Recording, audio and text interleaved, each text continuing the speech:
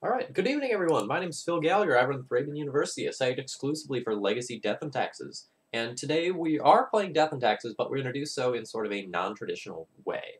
Rather than just running through a league like I normally do, we are going to be playing some exhibition matches. So we are going to be playing against Tom Hepp, who is on Bug Debts. And we're going to play probably about 5 matches tonight and kind of get a feel for the matchup. Tom is helping someone else to do some testing for a major legacy event, and he kind of wanted to know, how is this matchup feeling recently? Because historically, the matchup has been very difficult, and he wants to know how the specific deck list is going to do versus D&T. So for anyone kind of not familiar with the matchup, my opponent is going to try to make a Merit Lodge, and I'm going to try to beat them to death before that happens, and or remove Merit Lodge from play. My best tools in the matchup are going to be things like Caracas and Flicker Wisp, as well as Palace Jailer if I have time to deploy that, and some of my disruptive elements like Thalia and Phyrexian Revoker are going to shine here. So I'm just going to jump right into games tonight, and then at the end we'll do a debrief and kind of talk about it. As far as this specific deck list goes, this is something I'm trying out. Don't take too much stock in this exact deck list. I wouldn't go and copy this for an event that you are going to go and play in. But I've got some things that I want to be trying out, and this is sort of something I'm putting together to combat the current metagame, which both needs to care about combo decks, especially Show and Tell recently, as well as control decks. So that's why we're really heavy on Palace Jailer in this build.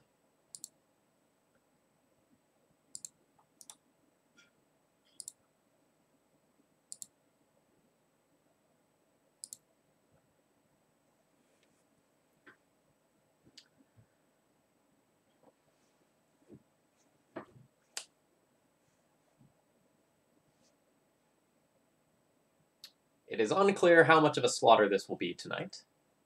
If you end up liking this format where I do some exhibition matches, let me know, and I'll continue to do them. Hey, Farish, welcome. So we have kind of an average hand versus Turbo Debts. This is a hand that I'd never mulligan blind. It is relatively strong. Wow, thank you very much for your support. I know you've been around the channel quite a bit, so thank you for throwing your Twitch Prime money this way this month. I really do appreciate it.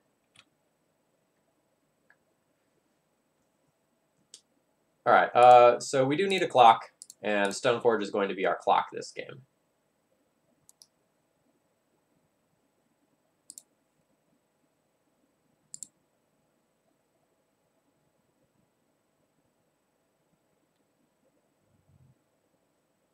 Yeah, others in chat, let me know if you are experiencing any problems.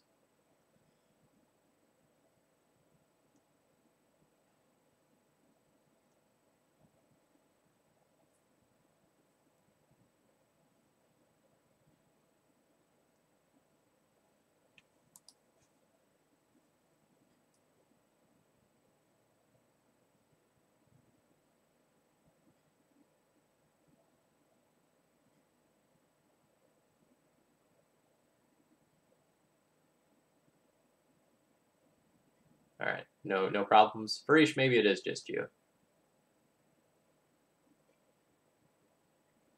All right, my opponent has named Stoneforge Mystic, presumably to go and strand this this Batterskull in my hand.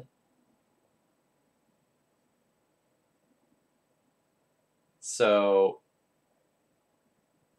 now I get to kind of go and do some dirty stuff. I'm going to Wasteland, and then I'll probably just throw out the Revoker as well.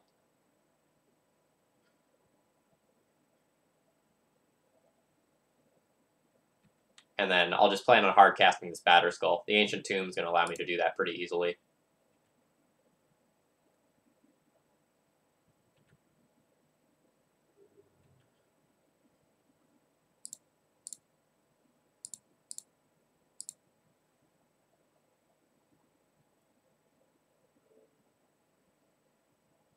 Alright, so I'm going to name Vampire Hexmage here.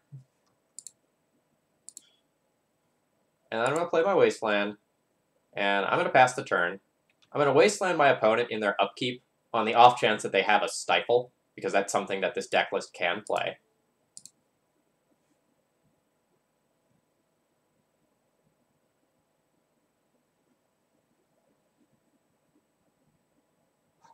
This could allow my opponent to, like, Abrupt Decay my Revoker. But I think the upside of, like, playing around Stifle is pretty high.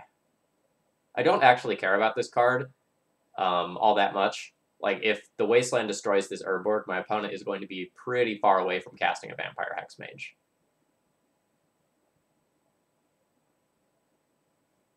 Crop rotation. That's fine. Not ideal, but fine.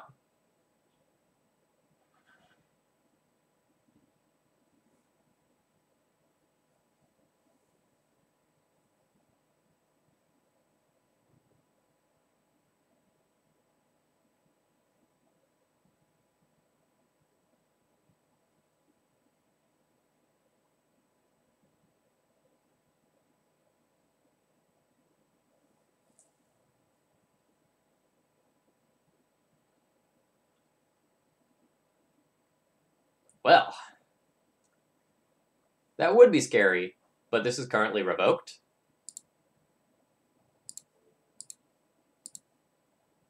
So we can go and just get that out of the way right now. No issues whatsoever. And send the boys in.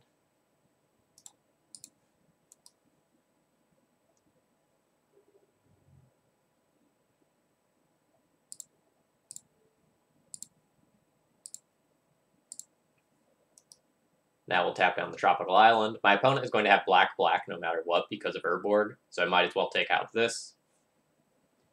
It does give my opponent the opportunity to brainstorm in response, but if we're keeping it from being the perfect brainstorm, that's fine.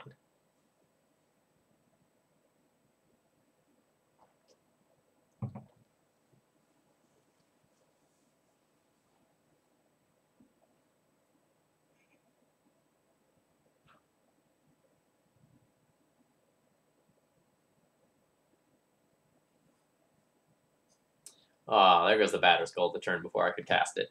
Unfortunate.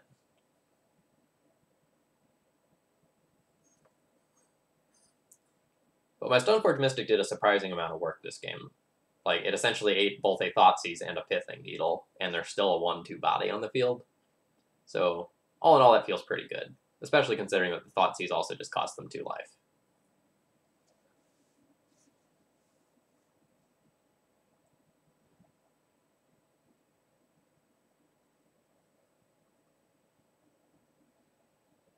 Let's see if this just, like, ends up naming Wasteland or Caracas rather than Rishadenport. Nope, it's just going to name Port. All in all, I'm okay with that development.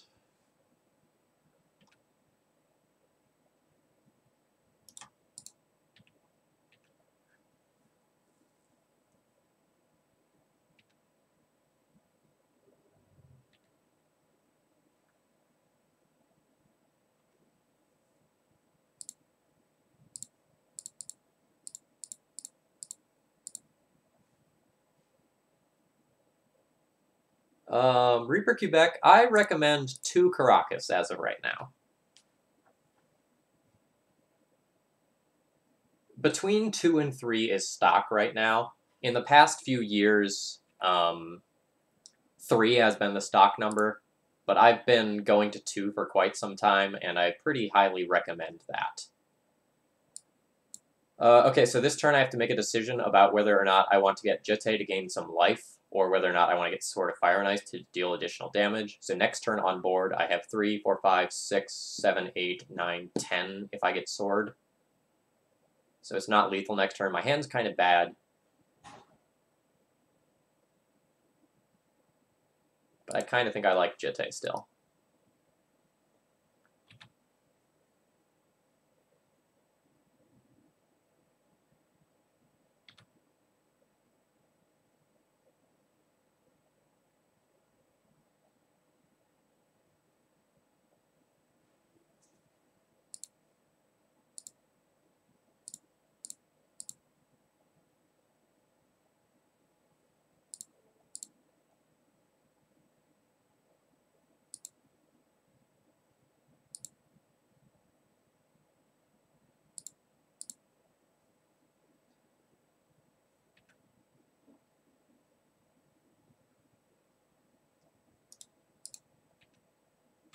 Reaper Quebec, I will post something that I consider to be a stock list later tonight. Or at least I will post something that's stock that I've been playing. Otherwise, if you just want to take a look at the last few, finishing decks from things like Legacy Challenges and things of that nature, those would be good places to start as well.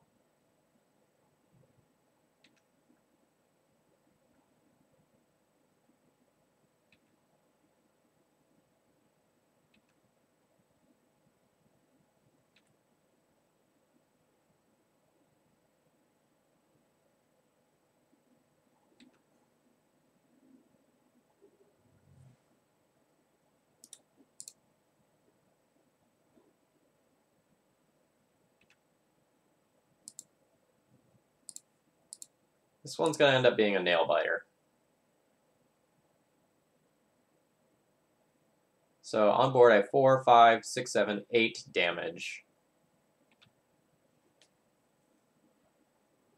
Which is not quite enough, especially since I'm going to have to use 2 of this to gain life.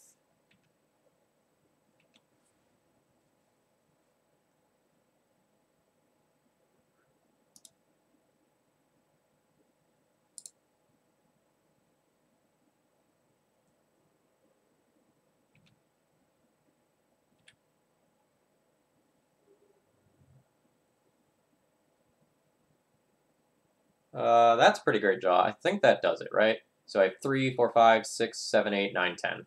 That'll do it.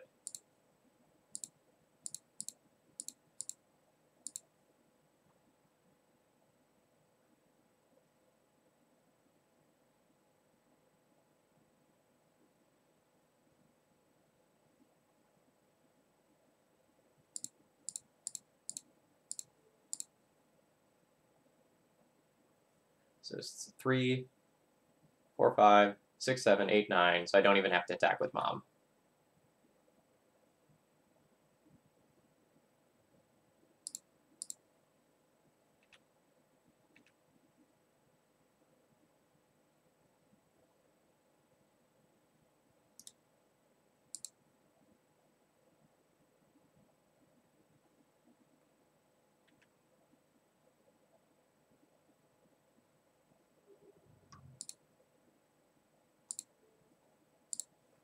This would be a savage spot for a stifle, by the way. Alright, so that one was won on narrow margins. So let's... Brutal, starting with a punt, Tom says.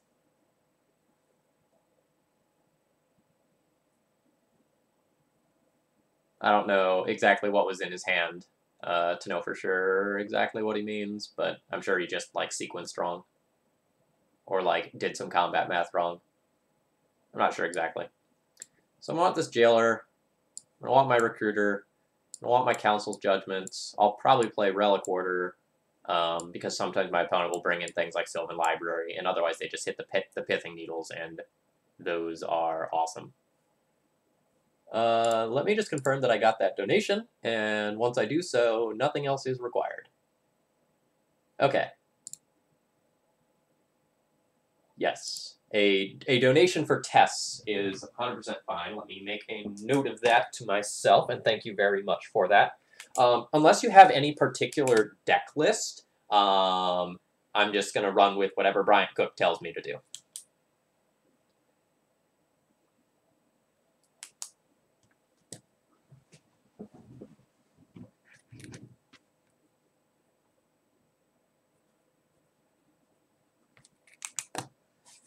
And Felchmaster 9000, thank you very much for resubbing. I appreciate your continued support.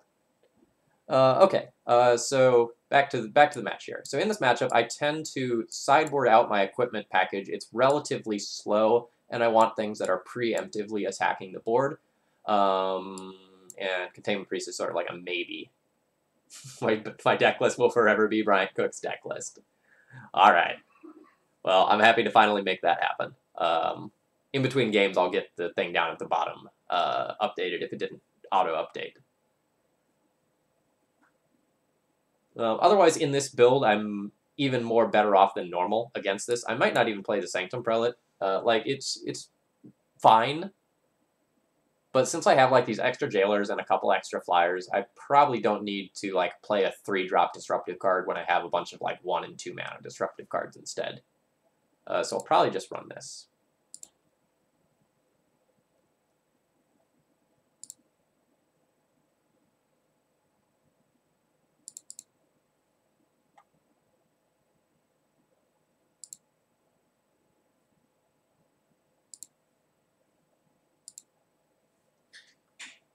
I'm going to keep this hand. It's very powerful. We have a turn 1 Ether Vial. That's where we want to be. The fact that I have double planes also means we're Wasteland proof. So, just great stuff.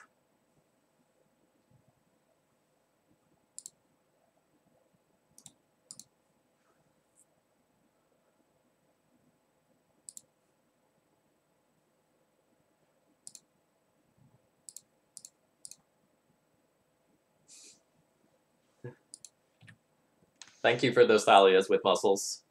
It's exactly what I need to win.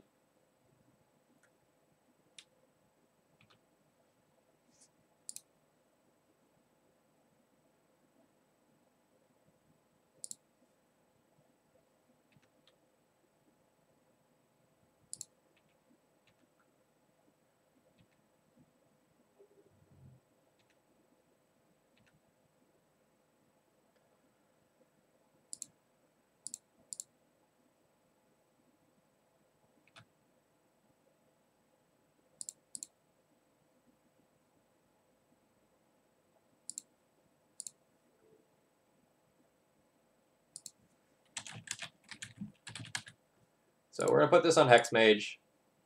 My opponent hasn't cast any spells yet. The Thalia is annoying. They don't have colored mana. Although they can naturally just like play one more land and potentially get me. That's something that I'm going to need to watch out for. But now that I have like Flicker Wisp available at instant speed, this is going to be hard to get through.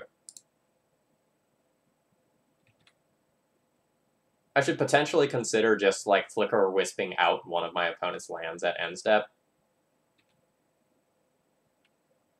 But I think I'm just going to play super conservatively.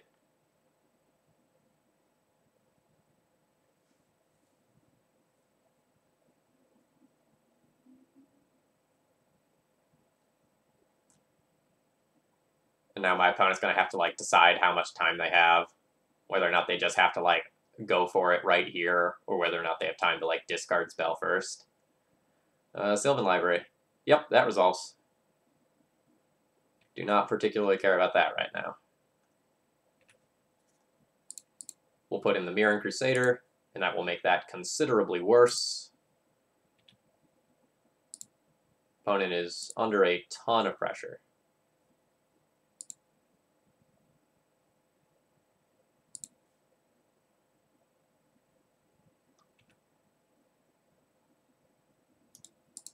Yeah, D&T is pretty much going to be favored against any variety of depths. It's rough.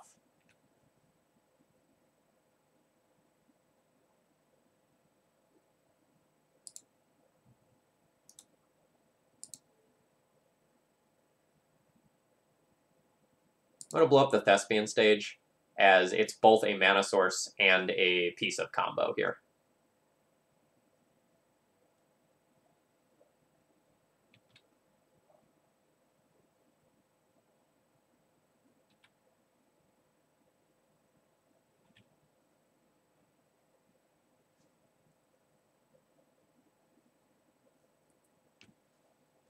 All right. So just like that, we're up 1. We are 1-0 in matches. We run it back.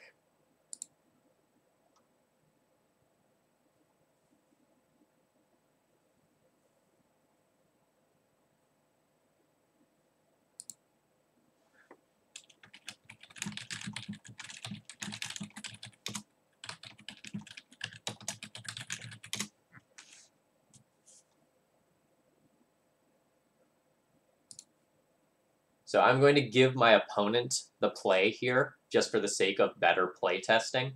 If I just keep winning die rolls and, I'm always on the play as the D&T player, this matchup is going to feel just absolutely awesome.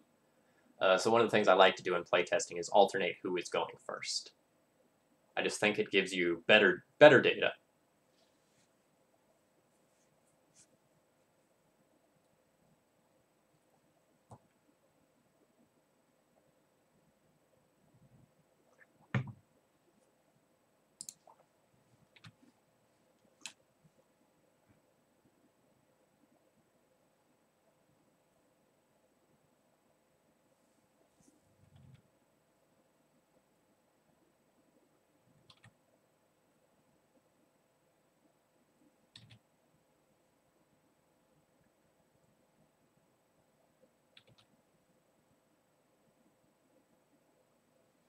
No, my hand right now is very good for the matchup. I have a Swords to Plowshares, a Flicker Wisp, and a Palace Jailer, so I have 3 different ways to answer a Merit Lodge. I'm also going to have, Thalia into Mirran Crusader otherwise as just aggressive plays, and that's a very good place to be.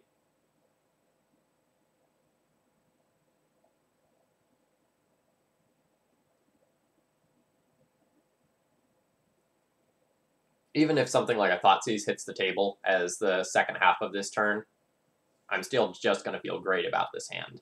Even if my opponent takes my turn 2 play of Thalia, I still just have an awesome set of resources at my disposal.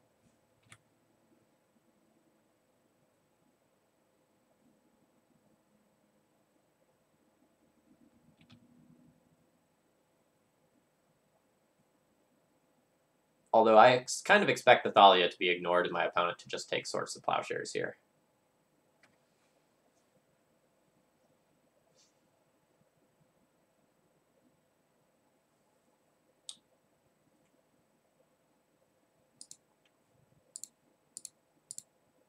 I'm just going to revoke my opponent's Mox Diamond here and just 100% take my opponent off of mana.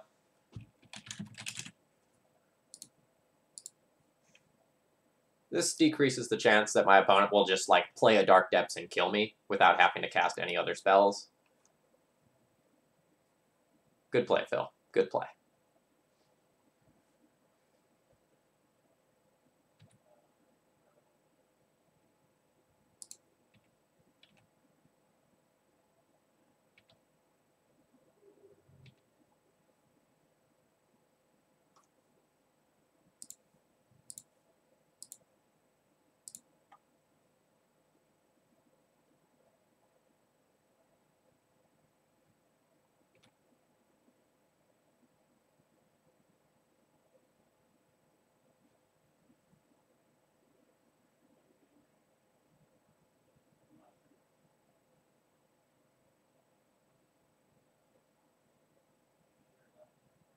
So my opponent is sitting here thinking whether or not they should copy something with Thespian Stage. But if they do so, it will prompt me to use the Wasteland on their Thespian Stage pretty much immediately.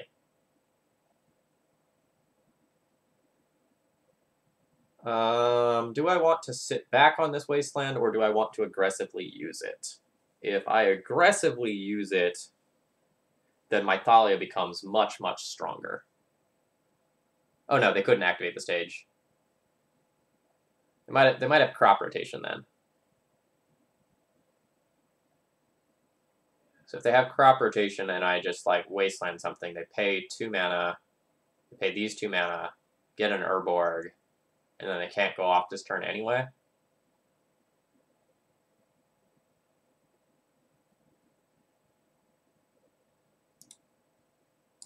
I'm gonna go for it.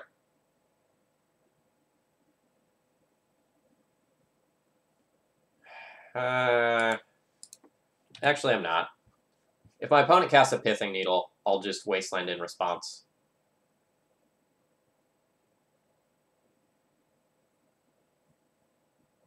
I think this is a time where I can just sit on this relatively safely.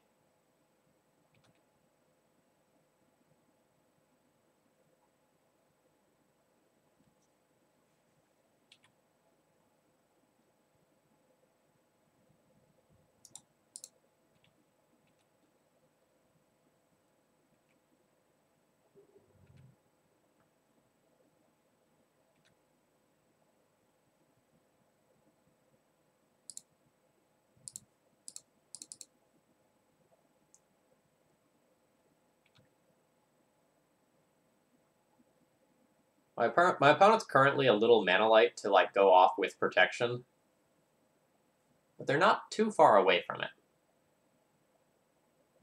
Like two lands would do it, but they might just die in that time. I have 8 power on board. Yeah, they would die in that time.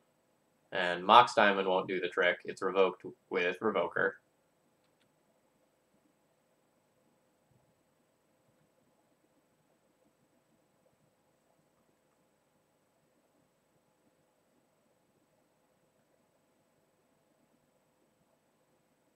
Activate Thespian Stage, targeting my Wasteland. Well, that is something that's just going to have to force me to do this. My opponent can't crop rotation or anything in response. So I will just take the Thespian Stage. And I'm going to take the one that produces mana here. Rather than, like, the one that can be paired with Vampire Hexmage to go off.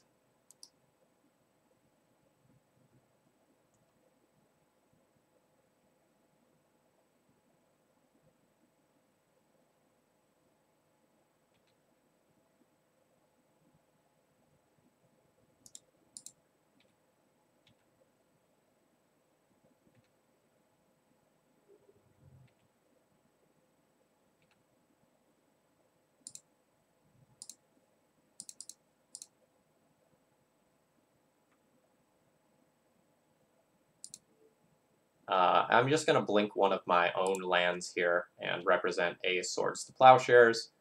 Blinking my opponent's Mox Diamond doesn't really do anything if it's shut off with Revoker anyway.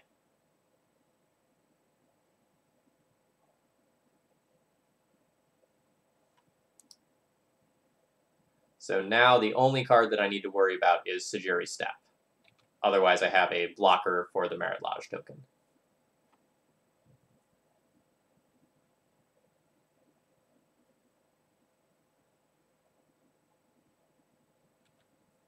So this should be crop rotation for a Sajiri Step, and my opponent will get this one.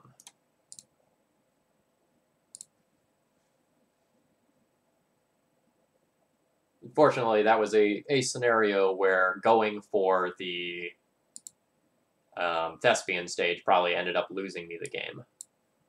But I still think it was correct to do so. So we'll sideboard as before, boarding out the Stoneforge Mystic package, and boarding in essentially just more removal spells.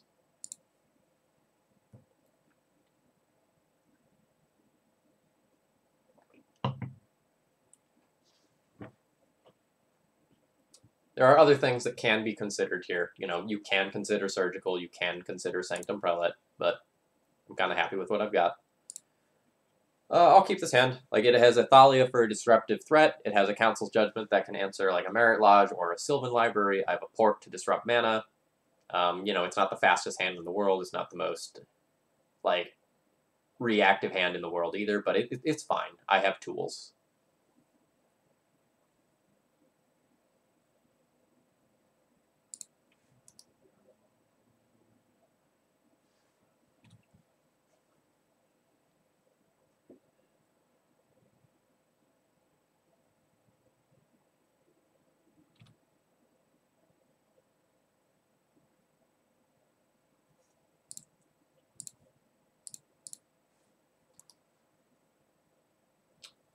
So when I'm playing this matchup, if I have basic planes and like Rishadan and no other lands, I tend to lead on the Rishadan so that if I draw a Wasteland, I open up the possibility of like both porting and wasting. Something like that is way more important than like the added stability of the planes in this matchup.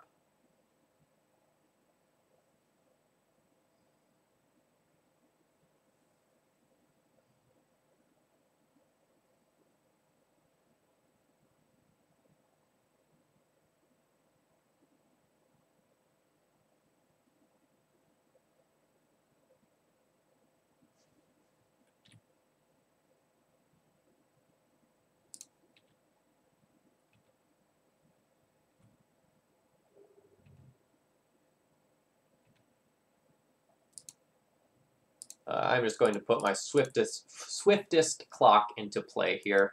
in case my opponent, draws something like a Sylvan Library or just oops Merit Lodges me. I can recruit her for something, I can recruit her for, say, Palace Jailer or something like that, but I don't really think that's necessary yet.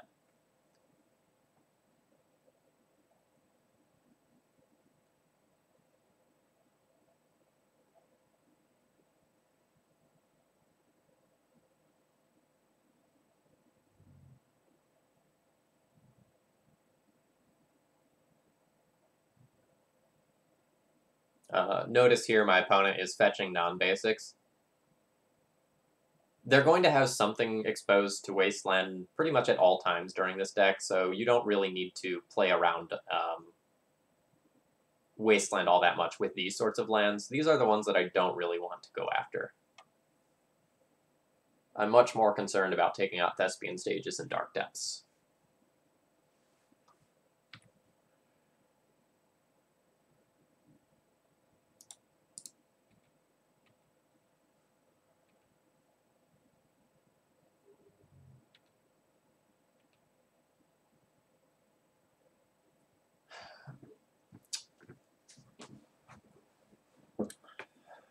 So unless my opponent has exactly Urborg and the Vampire Hexmage, then double porting my opponent is probably better than anything else that I can do.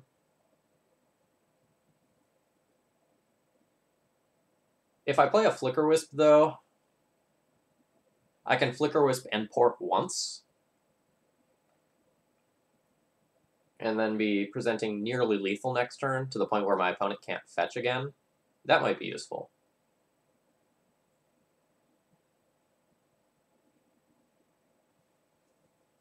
So I think I'm going to do just that.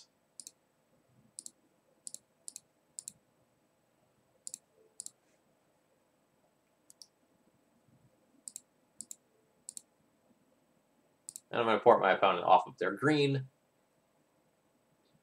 The green has more shenanigans associated with it, with things like crop rotation.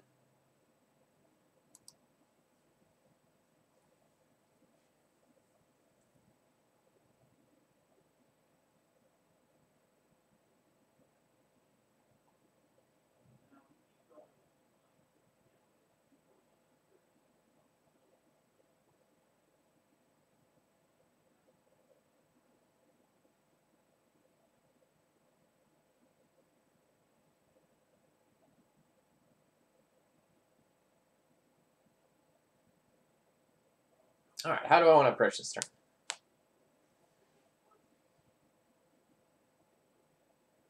If I just port my opponent's Thespian Stage, it 100% forces them into making the Merit Lodge this turn, but I can't kill it this turn. If I attack in with all of my stuff, my opponent will just take 9. So that's probably fine. Am I Walking Ballista in my sideboard? I believe it is. Yeah. So I could just attack my opponent for all of this. They can just take 9. And then I can Recruiter of the Guard for Remorseful Cleric, and then have a blocker. I think that is my line.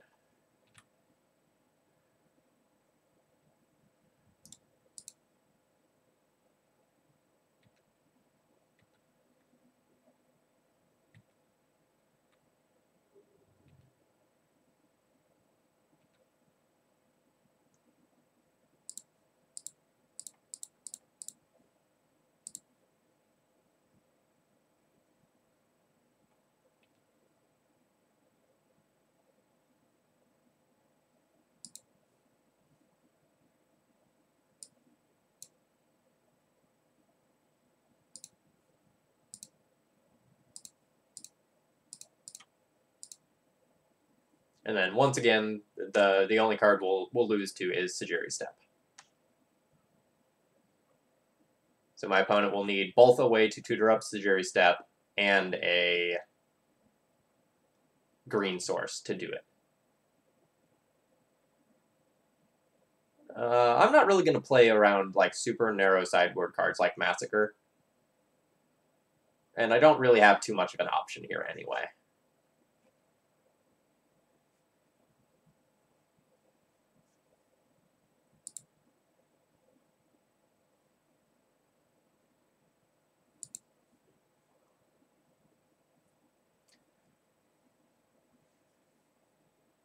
like, my opponent could have some super narrow stuff like Dread of Night or, Massacre that can get me. But just, like, playing against the normal stuff that's in the deck, I'm not too worried.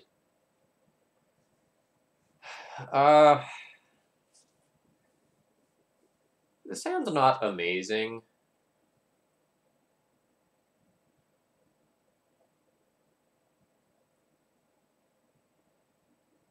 Like, it basically has Thalia and some lands, and that's fine. But if I get Thoughtseize, this hand's really rough, and I can't even, like, make good use out of my Ancient Tomb since I have double sort of white cards in my hand.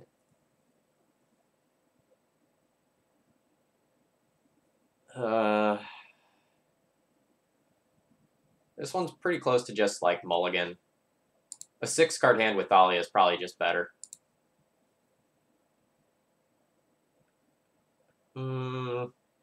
I can't cast this Wingmare yet, but I'm going to go ahead and put that card on top of my library. I think I will really want that. Like, it's a flyer, and it's also disruptive, and it stacks with Thalia. So if I have a land in about the top 2 cards beyond that, that card's going to be very good. Yeah, this 6 is unquestionably better than the 7. Not close.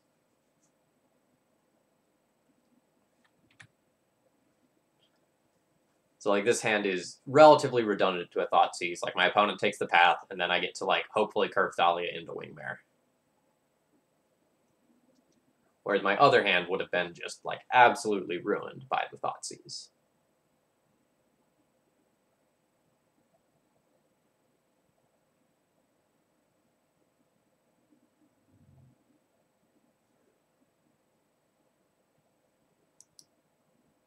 More Thoughtseize. Taking the Wingmare.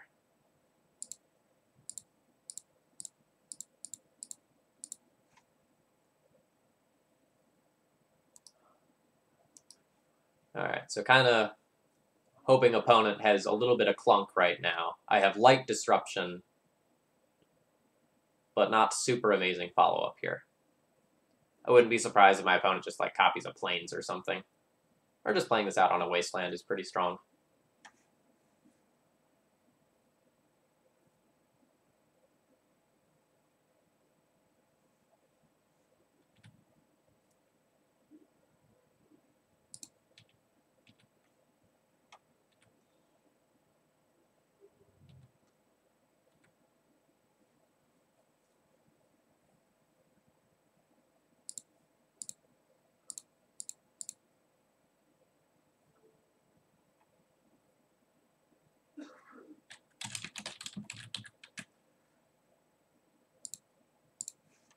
Vampire Hexmage is not all that great of a card to name right now. It's still going to be my default name in this matchup just because it's one of the combo pieces.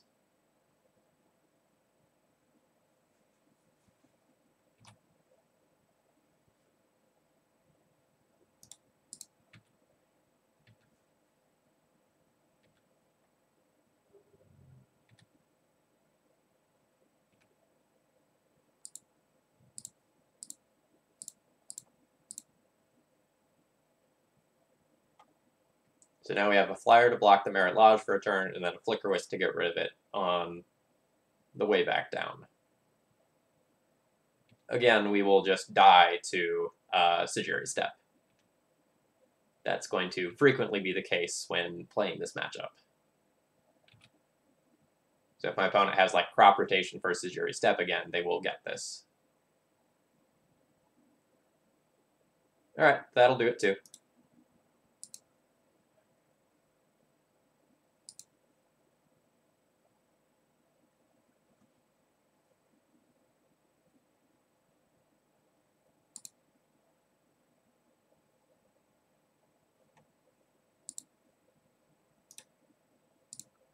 Nope, not trade. Challenge. Alright, so currently 1-1 in matches.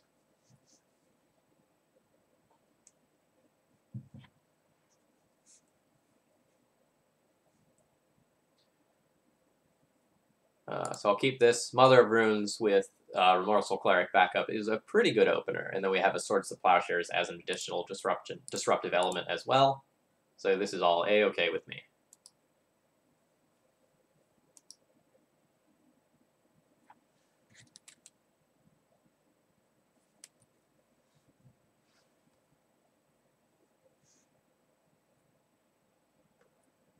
Wouldn't be overly surprised to just see the swords go here rather than the cleric.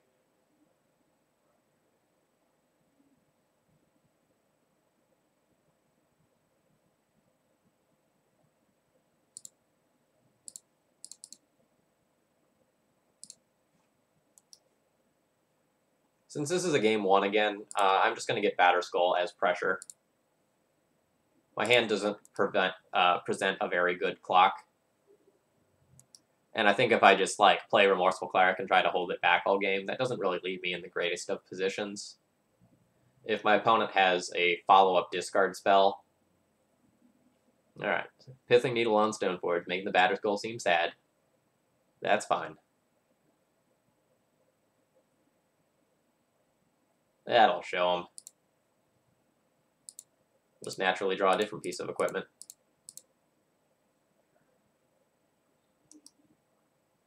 And then on my next turn, I'll have Equip plus play Remorseful Cleric as an option.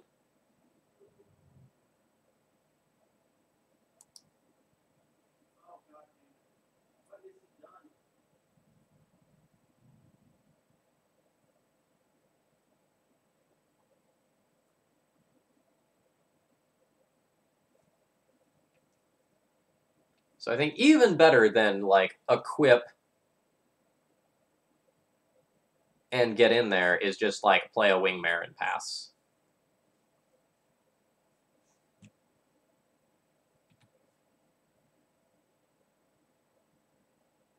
I will take my cheeky 1 point of damage with Stoneforge Mystic, though.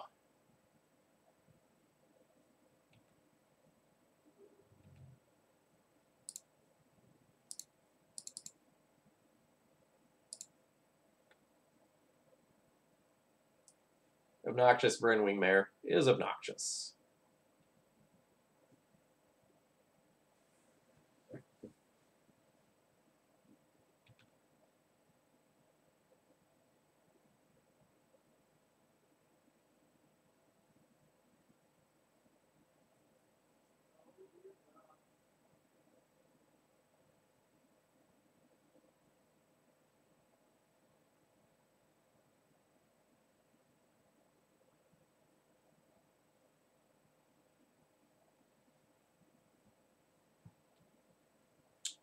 So my opponent now has to debate the merits of just, going for it now. And then, trying to top deck whatever they need to get through this Bryn Wingmare, or whether or not they need to play more patiently. The issue is that, going down to a single mana-producing land is rough. They can't cast anything through Bryn Wingmare as stands. And they're also not going to have green for something like a crop rotation.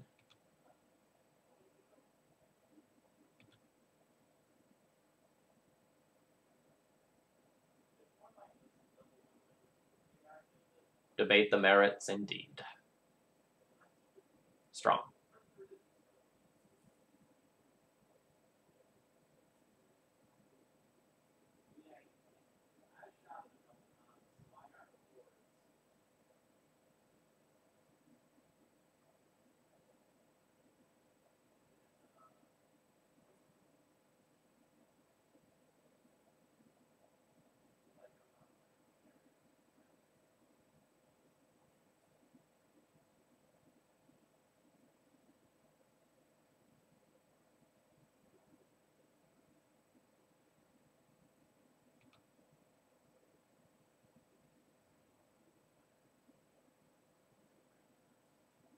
Okay, so now I have to decide, how aggressive do I want to get here? If I want to keep pressuring my opponent's life total, I just go, Equip to Vryn Wingmare, give pro black, attack in, whack my opponent for 6, put him down to 10, play a Remorseful Cleric, intend on chump blocking with that, and try to draw my way towards something that's a little bit more powerful.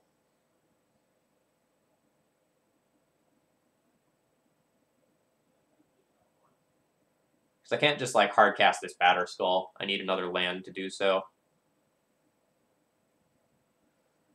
So I think I'm fine with that this turn.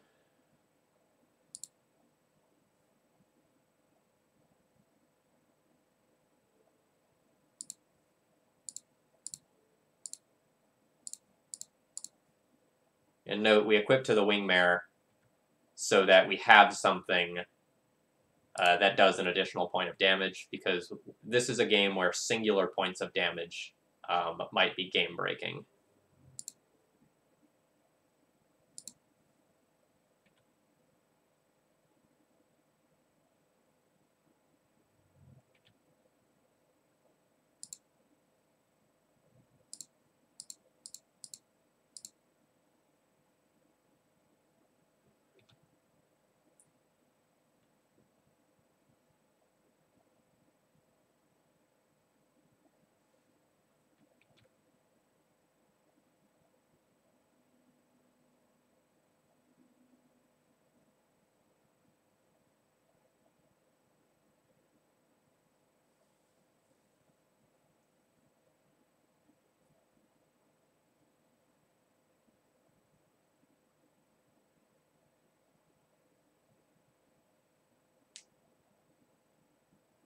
I have a lot of amazing draws.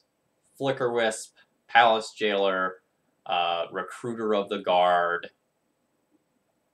Caracas, Wasteland, even Port's very powerful. Jitte would mean that I could go to above 20. Like, drawing extremely live here.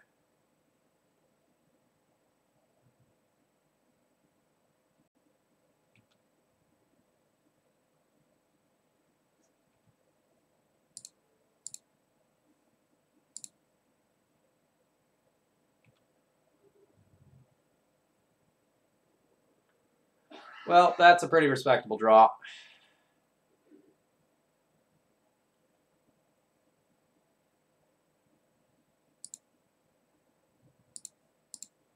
I technically should not have played that land out in case I draw, like, exactly Wasteland.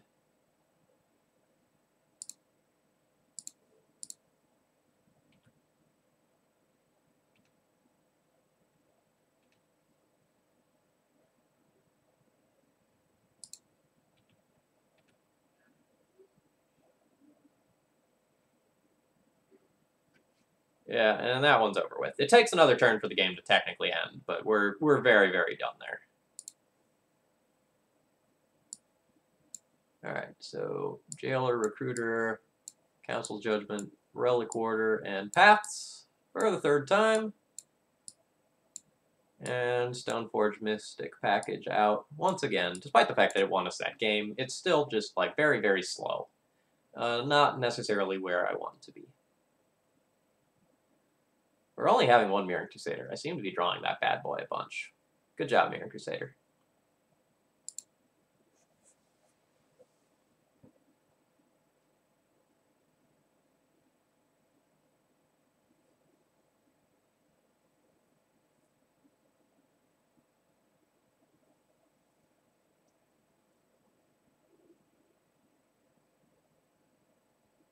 I'm not super stoked about this hand.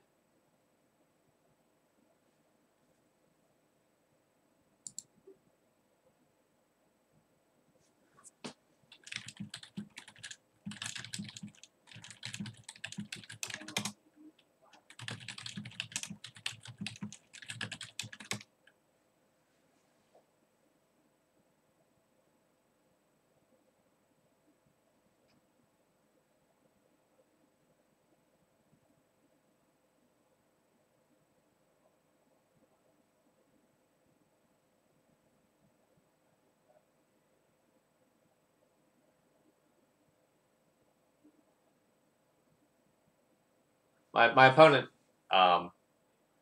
clicked something wrong, and they ended up with 63 cards in their deck. Or 70 cards in their deck.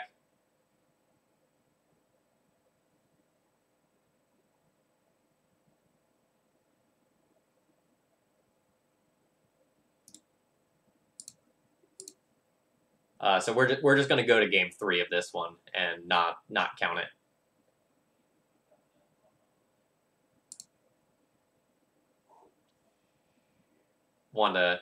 We want to do good testing here rather than just like test a hand that wouldn't necessarily have been good. While my opponent boards properly, I'm going to grab. I'll grab water after this game.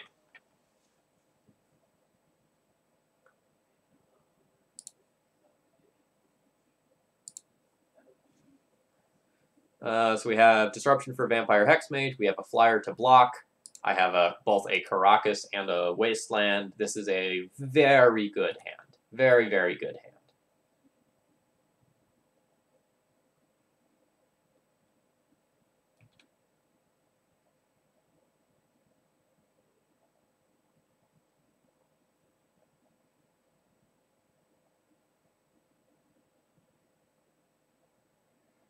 I'm going to let my opponent know about the Wasteland and just play out an Ether Vial.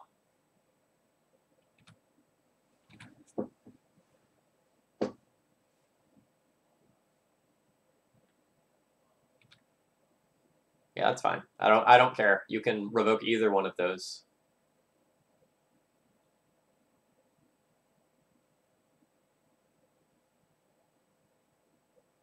Like the Caracas that I've got in the hole here is my ace.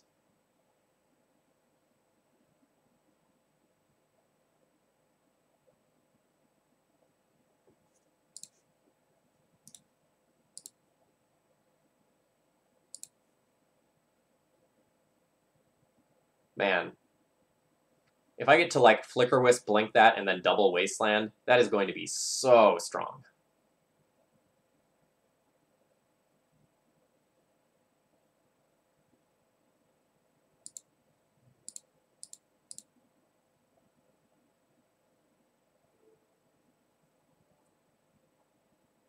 Arkin, thank you very much for hosting. I appreciate your support. For anyone joining in from Arkin's channel, hello, my name's Phil Gallagher. I run Thraben University, a site for legacy, death, and taxes. Tonight we are playing some exhibition matches. We are playing versus Bug Depths. We are currently in match 3 of probably about 5.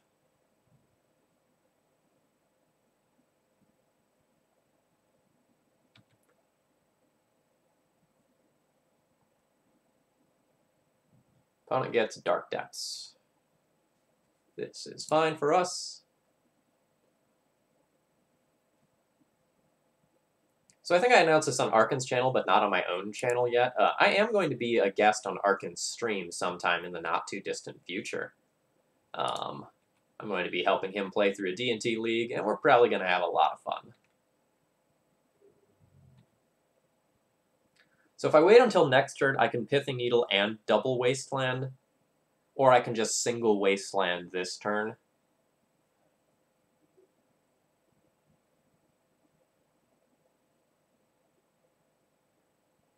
If I just single Wasteland this turn, I put an incredible amount of pressure onto my opponent in terms of a clock.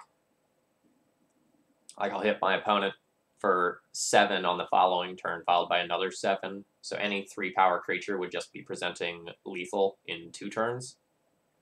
And that is probably just worth it.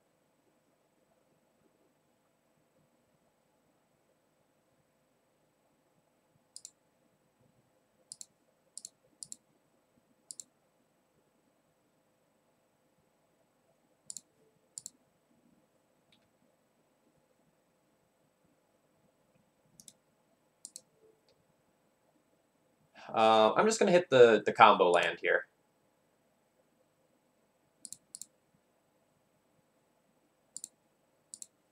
We'll activate this Vial now, and then the Pithing Needle basically has to come back in and rename Wasteland, leaving my Vial free to wreak havoc.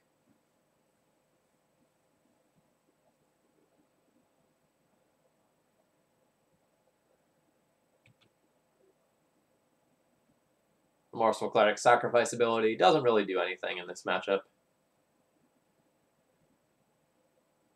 Like, my opponent could play a Loam or something like that, potentially in the sideboard. I haven't seen anything like that, though, so I don't think it's there.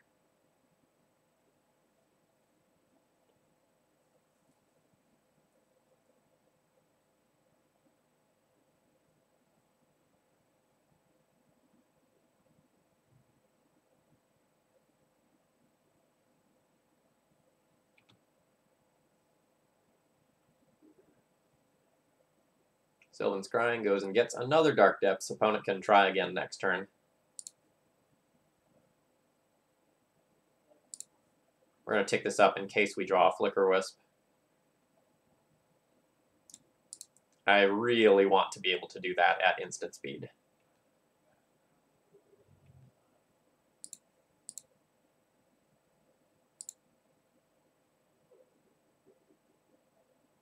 So now I'll put a Thalia into play. I'll ram a port out there, and then next turn I'll finally play out this Caracas. Ooh, that is the thing that will turn this into lethal damage. This is 3, 4, 5, 6, 7, 8, 9. So now opponent has to do something in this next turn cycle. A crop rotation can go and get a Thespian stage. But with this Rashadan port there, that's super awkward. So now in the upkeep, I just go and port this Thespian stage, and then my opponent can't win. No, we are playing full matches here.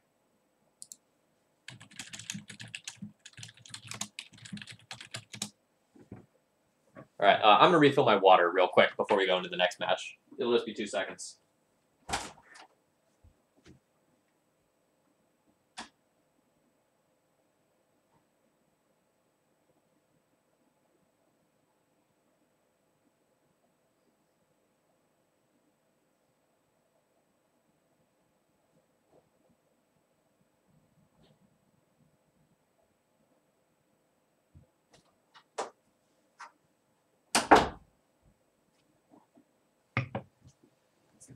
All right.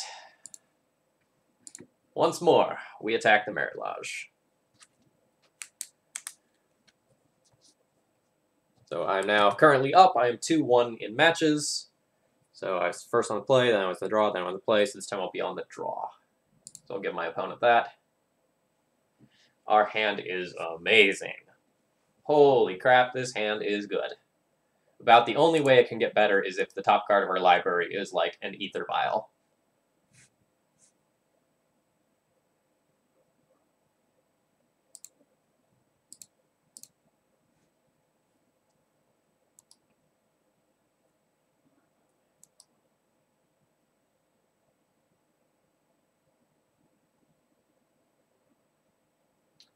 So Arkin, just to kind of follow up on what I'm doing, Negator77, Tom Hepp, is looking to do some testing for a friend for a big Legacy event.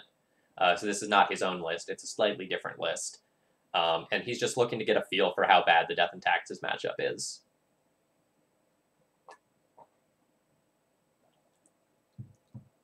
We know the answer is this is going to be rough, but to what extent? How bad is it really? So if my opponent takes my Thalia here, I will just... Ooh, they did not take the Thalia. That's fine with me. What would punish me for playing the Thalia? A Pithing Needle on the other side of the table would, or exactly Dark Depths plus Vampire Hexmage. So I should probably just Wasteland. Because if my opponent plays Vampire Hexmage plus Dark Depths, I'll just 100% die. Whereas more or less anything else they do, I'll live another turn. This may be me being a little bit too conservative.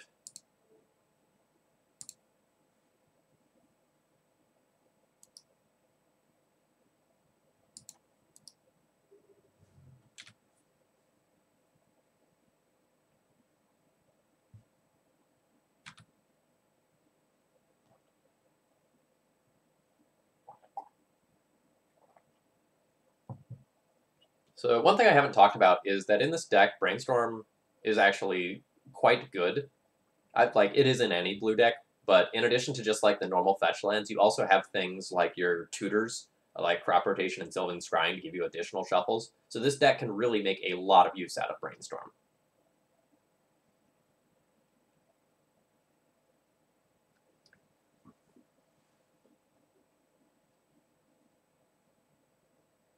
Yeah, luckily, this matchup in particular, Arkin, is one that's fast enough where, we can play a whole bunch of reps of this very quickly.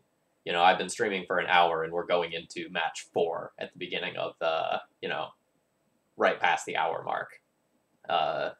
So this is a matchup that it works really well for things like Death and Taxes versus, like, say, Grixis Control or Miracles or something like that.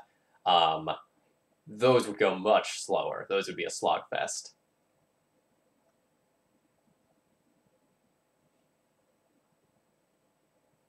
That doesn't mean I don't like the idea of doing it, you know. You know, I'd love at some point to get like Anurag on here and play some Miracles matches versus him or something like that. But it would be slow. That's for sure.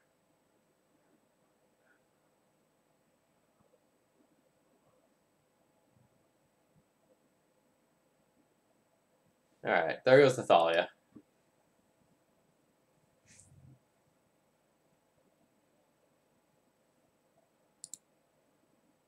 Sammy Oddjob, thank you very much for following.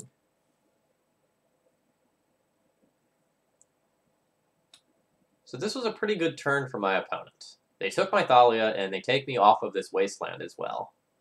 But they are card light now.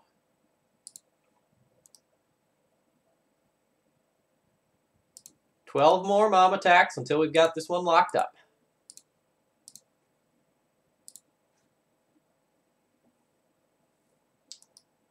So there was no shuffle after that brainstorm, so Tom over there is just stuck with whatever cards he had.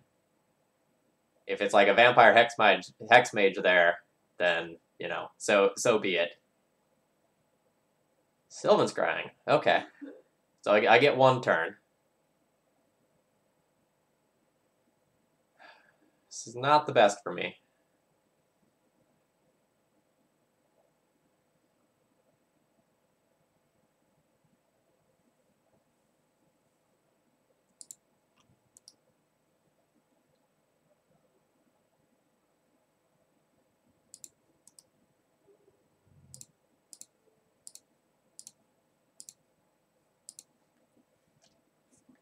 Support not really doing a ton. With the Urborg here, and like my opponent playing the Thespian stage, they're still going to have mana to just like go off and beat me. This is an insane draw.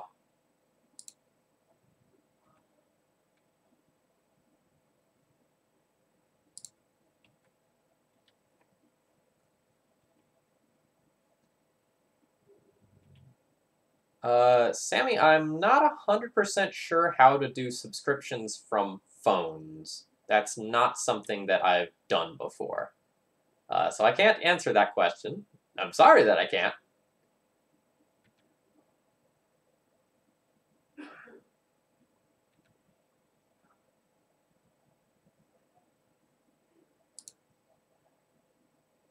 All right. Show me crop rotation for Sajiri Step.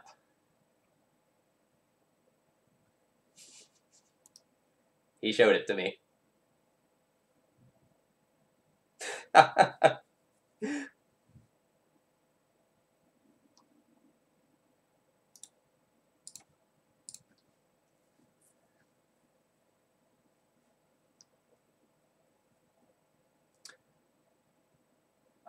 So Arkin, in matches, I am currently 2-1.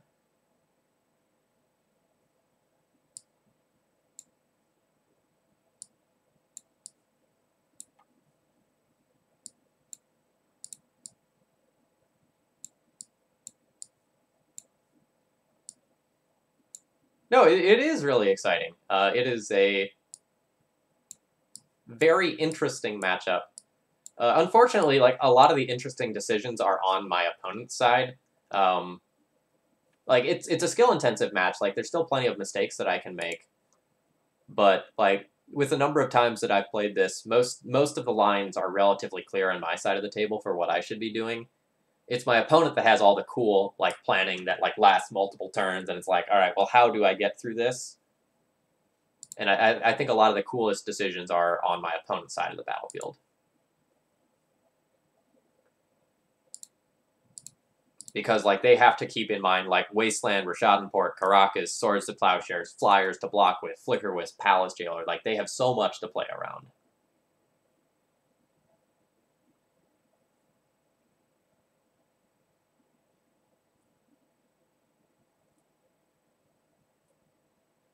Alright, opponent name's Wasteland. I'm not going to play out the Caracas yet. I don't want to show that until I absolutely have to. I'm in a pretty good position here. Like, I have a disruptive element in play. My opponent has, like, not guessed correctly with this. And now I just kind of, like, get my opponent here. I can actually just do it with Council's Judgment. Like, I can cast Council's Judgment, remove their Vampire Hexmage with it. Or if they go for the Merit Lodge, I just kill it.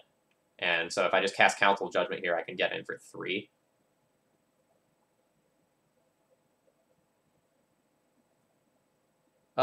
Ancient Tomb's fine. No better than fine, but fine.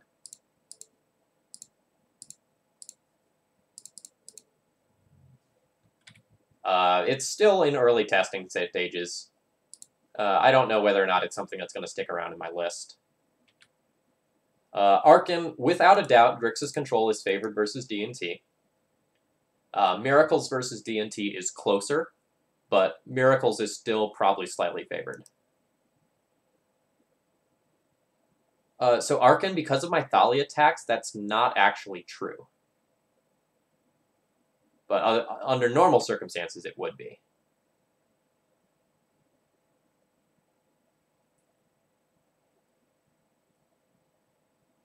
So interestingly, because my opponent has this Pithing Needle, their Wasteland isn't actually active, so this Caracas is just going to be a major pain in the butt.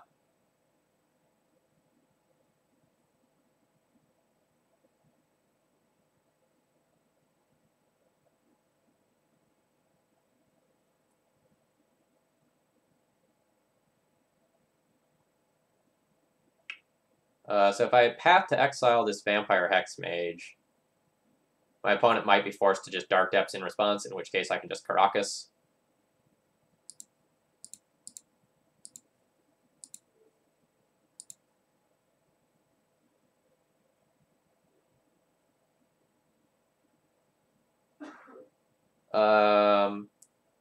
As far as that RPTQ question goes, that's a question that I would direct towards judges and towards the tournament organizer of the person who ran the event that you were playing in.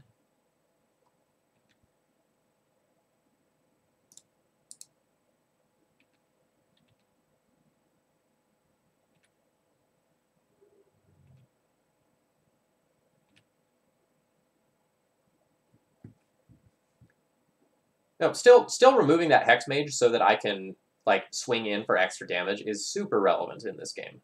And if my opponent makes the Dark Depths, I just like absolutely get them.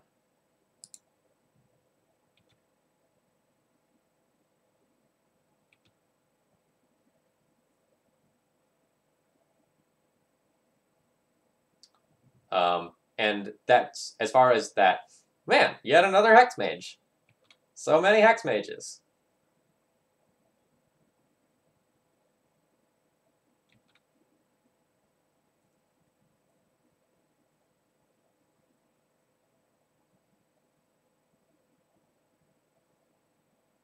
That one naming Caracas is inconvenient. We're no longer in that much trouble.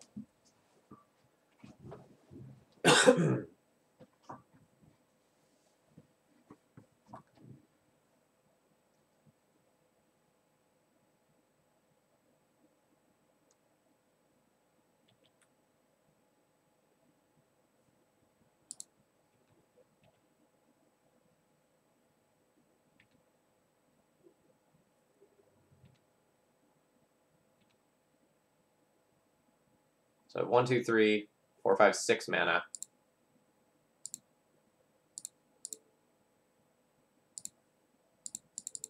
Ancient Tomb pulling a lot of weight this game.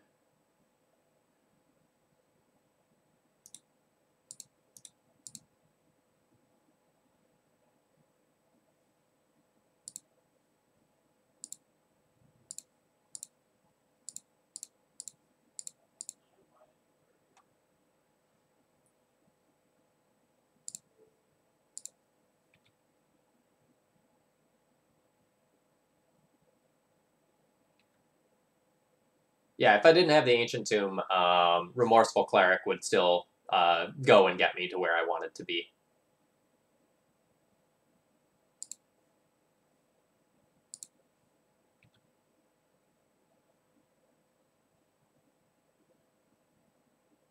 I will be dead to, once again, green source plus Sajiri step if my opponent decides to make the Merit Lodge here. But if they make the Merit Lodge and they don't have green source plus Sajiri step this turn, the game's probably just over because I wisped their Merit Lodge and we're done. Yeah, Dread Knight's always scary.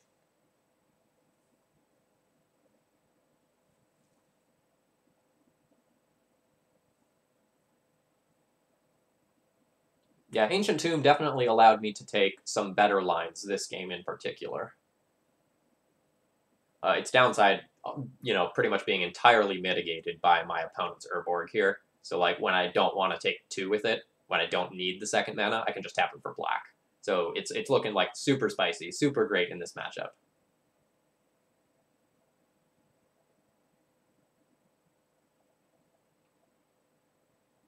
Yeah, so like there are other things that can mess with me. A stifle could stop the Merit Lodge from just dying, and it could make it sit around, but then I'd still have like Flickerwisp plus Mom available to me or something like that.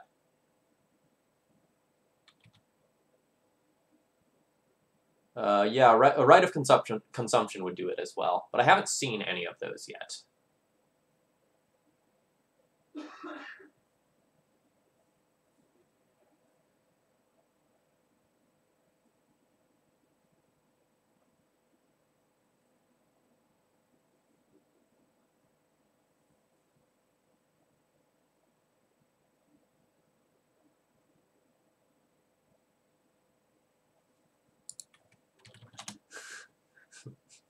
He said he had 22 outs to win there.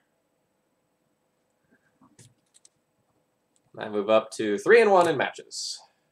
Oh, wait. Nope. That was premature. I lost a game there.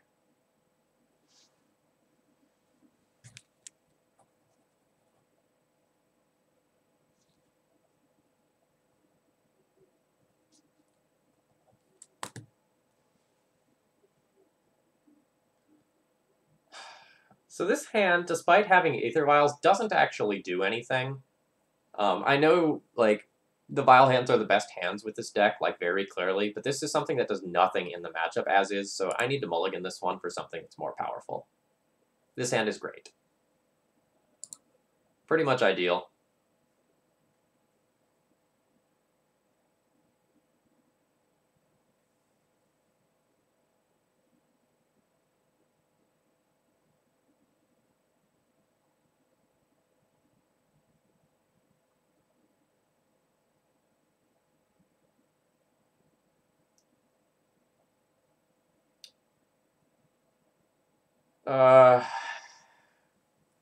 This is an awkward scry. It's a card that I can put in off of my Aether Vial. It's a card that blocks a Merit Lodge, but it's not objectively all that good. I'm not excited about this.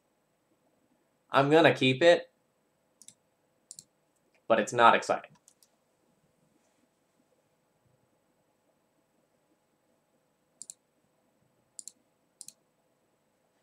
So assuming my Vial doesn't get Pithing Needled, I'm fine with the Remorseful Cleric. If the Vial gets needled, then this card gets much, much worse.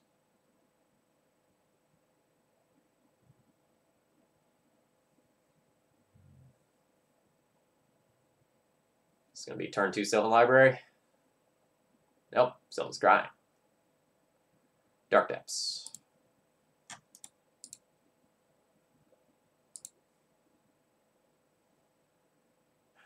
I don't think I want to show the Wasteland here. I'm just going to play Thalia and pass. I have never played Penny Dreadful. I couldn't even tell you what the format was. I'm basically only a Legacy player. Like, I've played other things in the past, but Legacy is my love.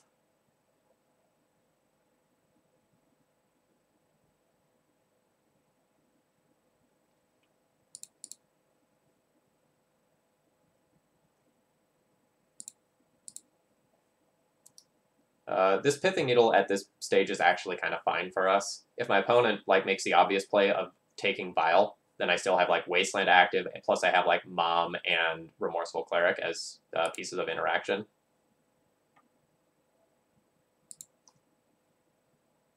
Alright, that's great. So this is a turn where I'm just going to get aggressive. I'm going to go and take my opponent off of their colored mana, and then play out a flyer.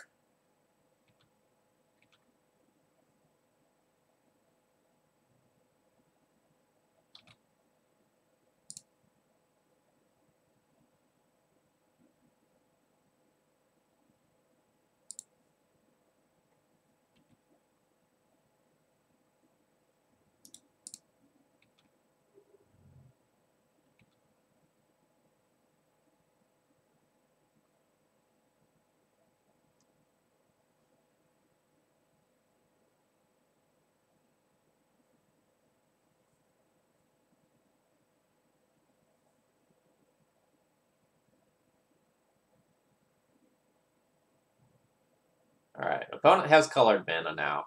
The game is back to being a game.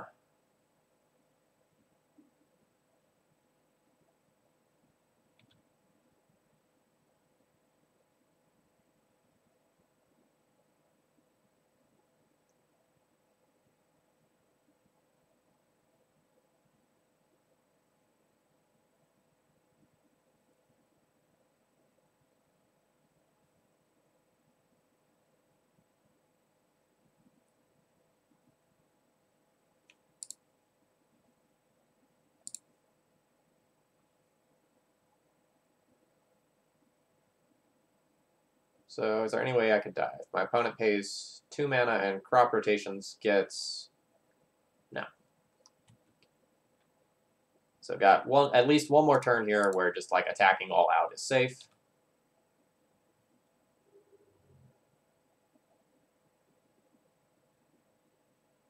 But on following turns, I might need to play a little bit more carefully.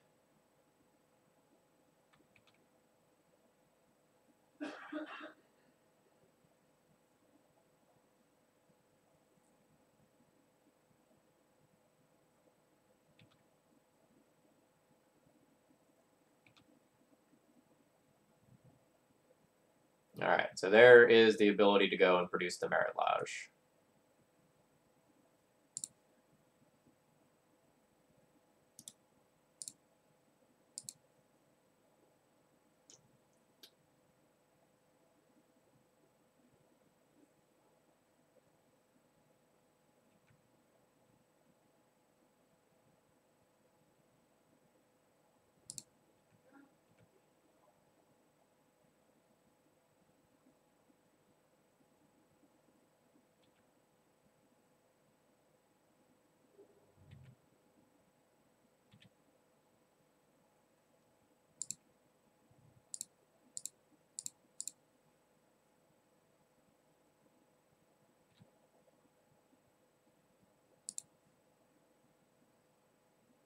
So we'll put my opponent to the test of being able to kill me in this turn cycle. Otherwise, I have a disgusting number of things that I can do with this Flicker Wisp.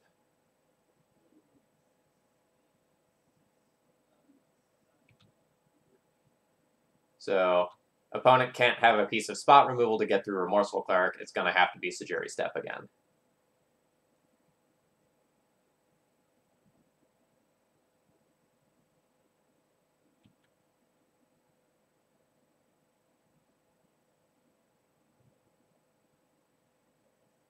Yep, okay, there we go.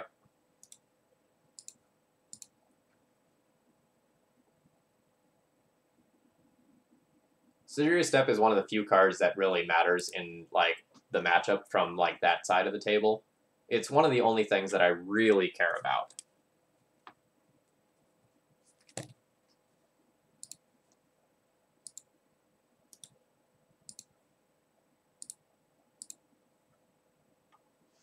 Pretty much every game that I've lost has been due to Sejiri Step.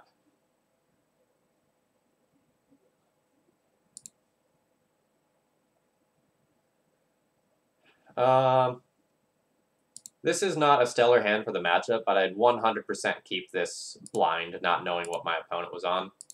And just like either vile hands on the play are also just extremely powerful, even if you don't necessarily have the best mix of cards for the specific matchup. This is most likely to take my Revoker, but there's a world where it might take the Recruiter as well.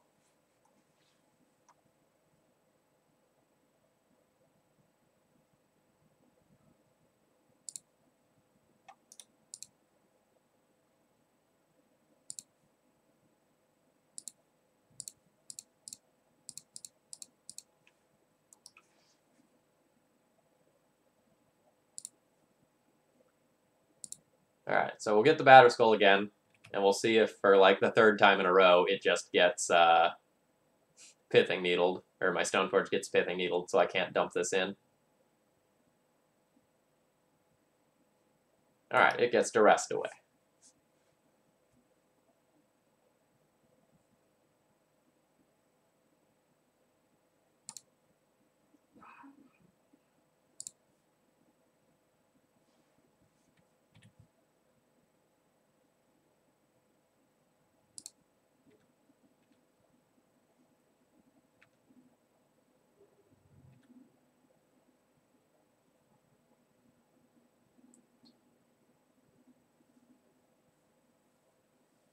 So, I have a lot of lines this turn. I can Recruiter for Thalia.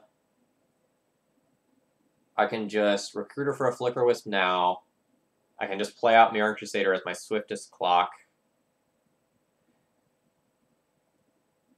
Unless my opponent has like a third piece of discard, I don't really need to put the Wisp into my hand right now.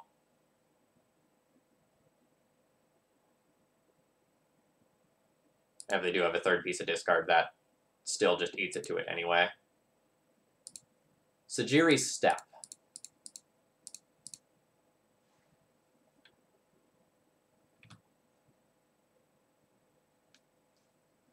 So Sajiri's Step gives one of your creatures protection from a color of your choice until end of turn.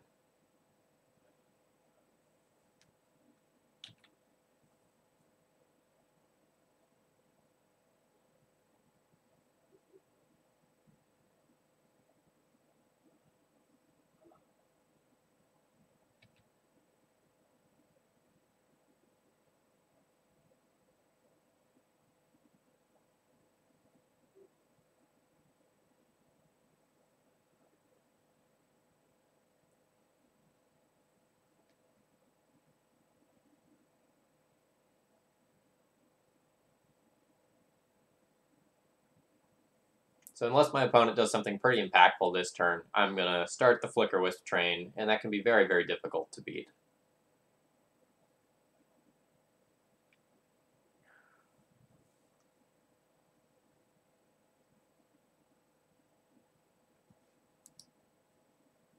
Alright, so there probably goes the Recruiter.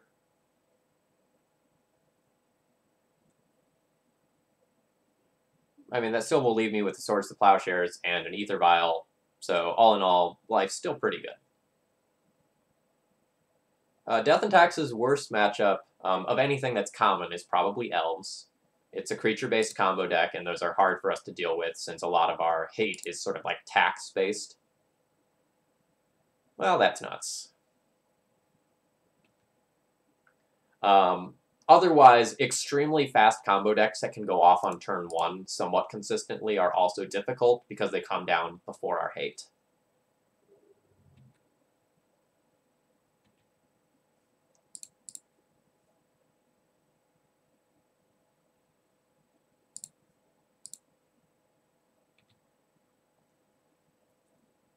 So things like Oops All Spells and Belcher, those sorts of decks are difficult just because they're far too fast for DNT. Slower combo decks are fine. You know, something like Ant, where you get a few turns to set up, that's actually not so bad.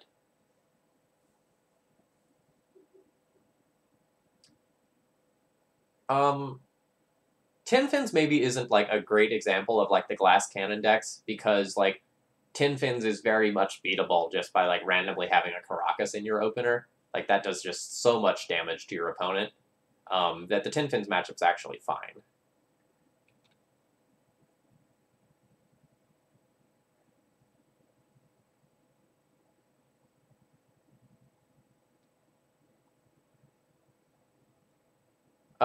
Current tests is difficult, but not necessarily bad. Like, because I'm playing 3 Chalices in the board, that helps so much.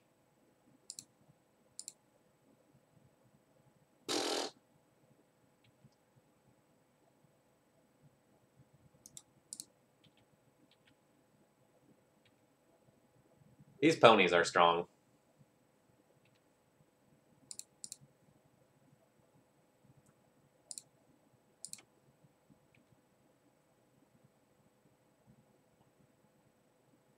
But for like a traditional non-chalice build of D&T, Tess is very difficult.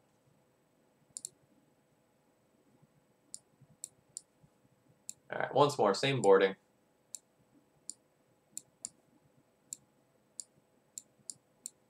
So Skull, Sword, Jute, 4 Stone Forges out, and whack the submit button, hoping for the best.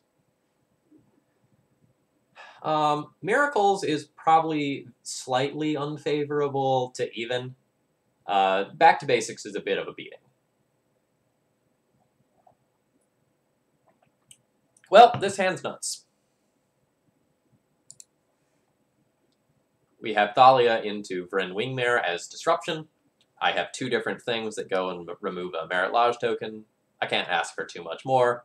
Drawing like a Vial or a Swords to Plowshares or a Mom so I can do something on turn 1 would be stellar.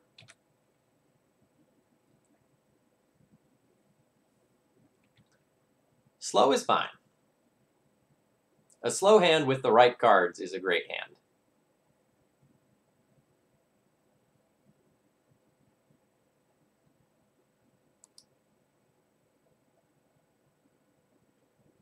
So my opponent probably takes my Thalia here just to like buy time, but taking the Thalia would leave me with 3 different things that remove a Merit Lodge, albeit none of them at instant speed.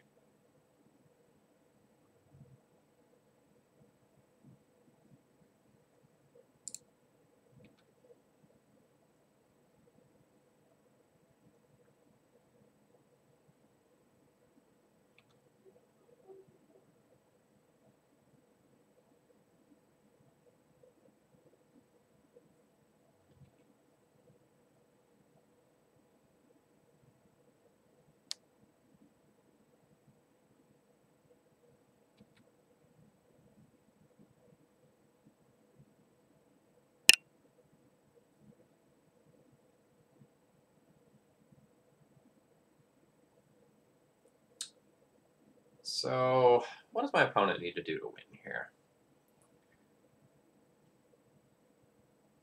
My opponent could, like, set up something where they can, like, make a Merit Lodge on my end step and force me to block with whatever flyer I play on my turn. Like, the best scenario here would probably be, like, tap out for Vampire Hexmage off of Urborg and Dark Depths. But that did not happen.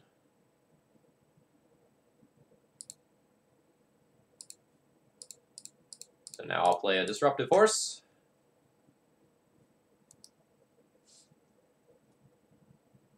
HC Fox, on Twitter, I believe he referred to it as, like, watching me repeatedly get root canals for an evening. It is rough. It is a very hard matchup. It's very draining, very skill-intensive. And, like, he's also very unfavored to boot. Like, my opponent is playing so well. This is disgusting.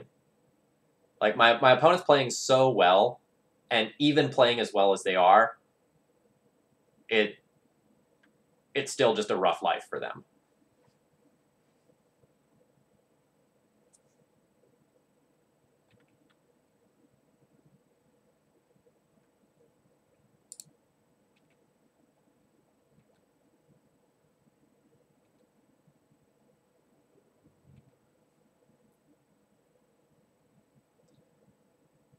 This is probably the turn where I'm fine showing the Caracas.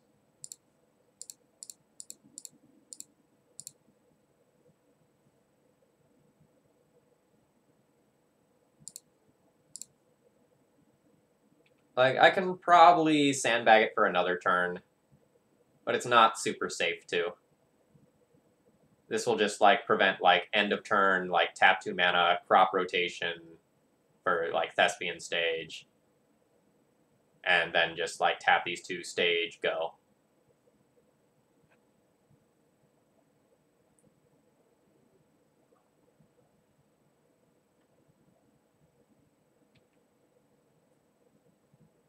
So now this probably has to be, like, a crop oh, no. Never mind. I thought that was going to be, like, crop rotation for a Wasteland to take the Caracas off the table.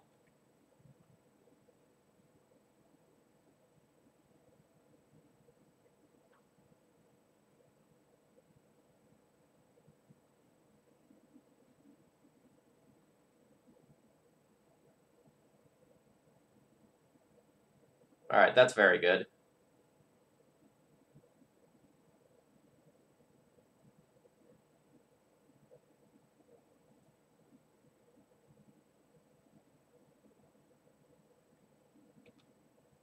That is also decent.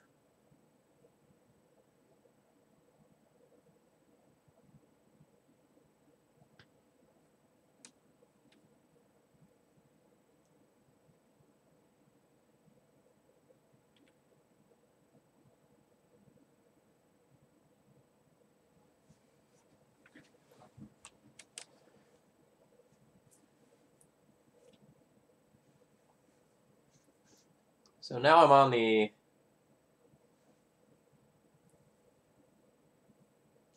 plan of, like, probably try to Palace Jailer Sylvan Safekeeper this turn. My opponent probably lets it go.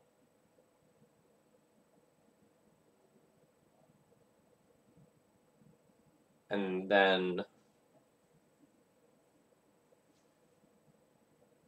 hold back my creatures, intending to Council's Judgment away the Merit Lodge if they make one.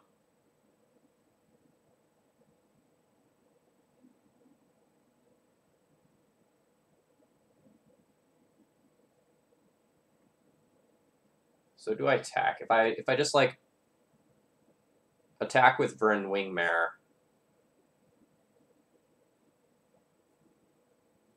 my opponent might make it and block. Although that's probably not the end of the world for me.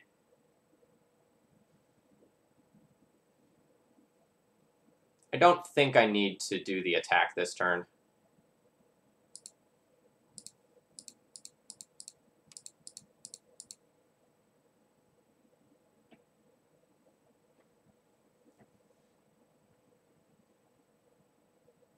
I think if I make the attack this turn, I'm going to open myself up to, like, some spot removal lines that otherwise wouldn't necessarily matter all that much.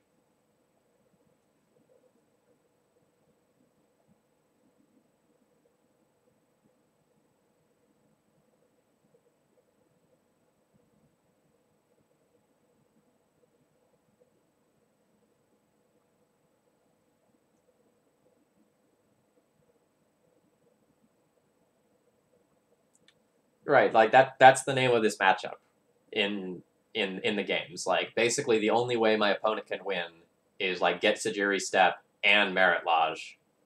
I think that's the way I've lost every game that I've lost. Like, it is what it is.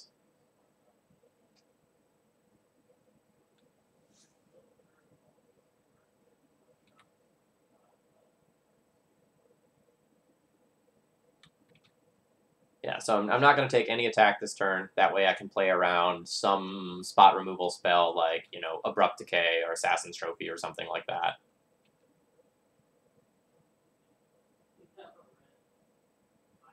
that. This is match 5. The match count is currently 2-2.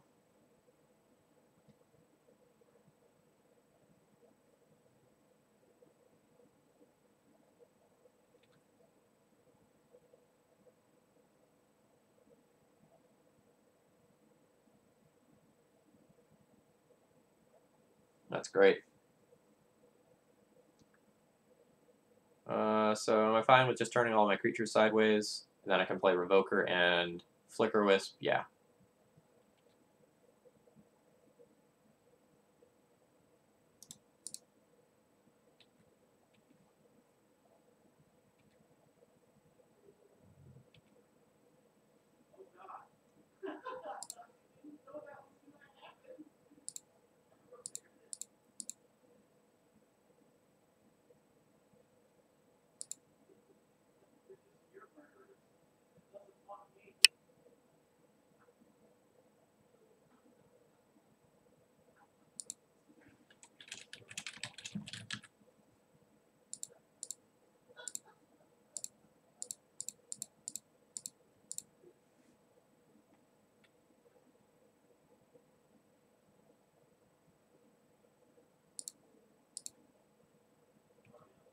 So I'll Flicker Wisp and untap a Flicker Wisp.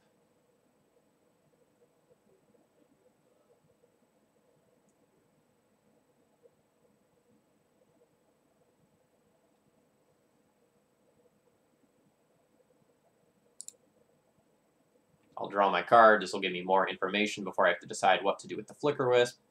Source of Plowshares is Stellar.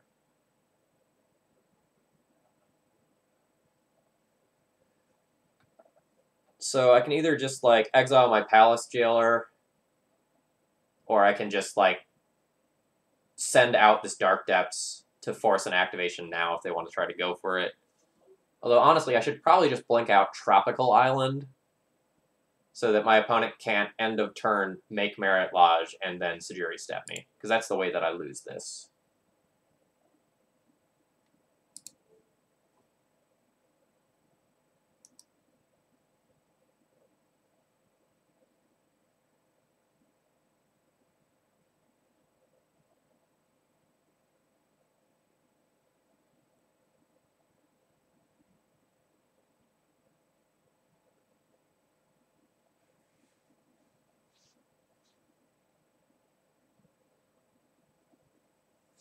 My opponent says, lol, this game is going to come down to, again, whether or not I can find a green source.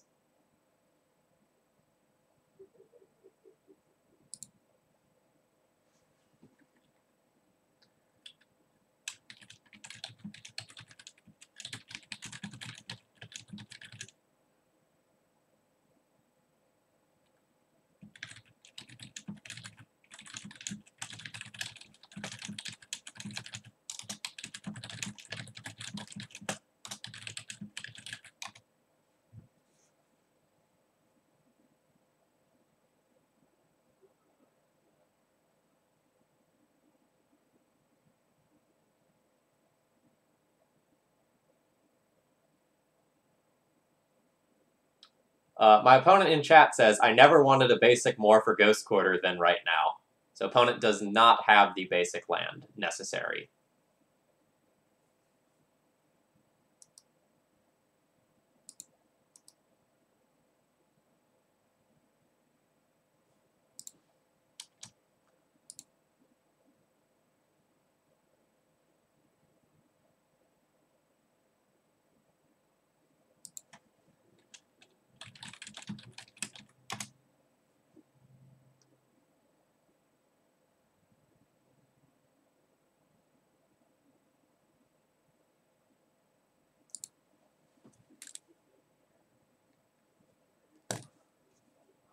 All right, let me see where my opponent is at.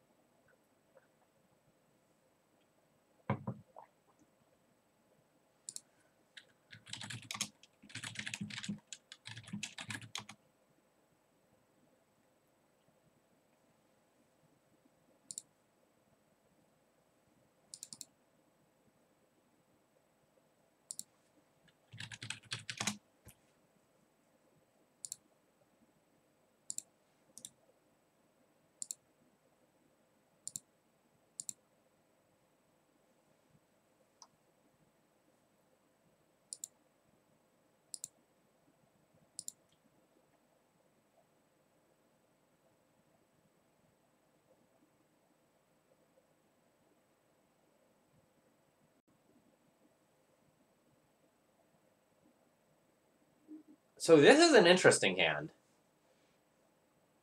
I've never gotten to play 2 Aether Vials on turn 1 before. Is this hand good?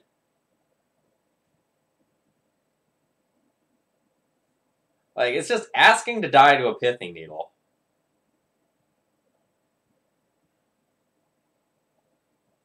But, like, I have double Flicker Wisp for if these vials don't get shut off. I have a Revoker that I can play on turn 1 or 2 for Vampire Hexmage. And I do have a Swords to Plowshares.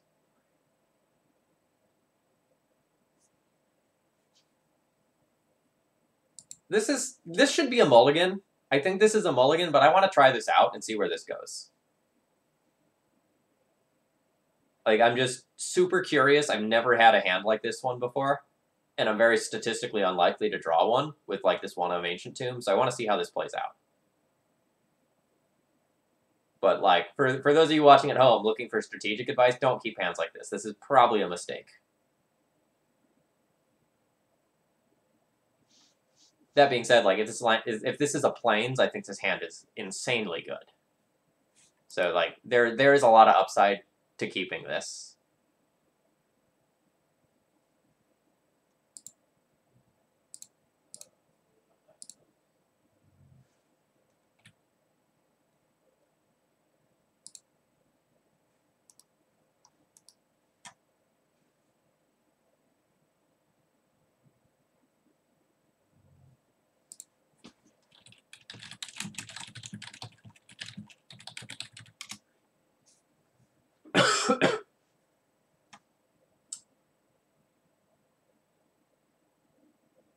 Oh man, now I get to Revoker this? Good stuff.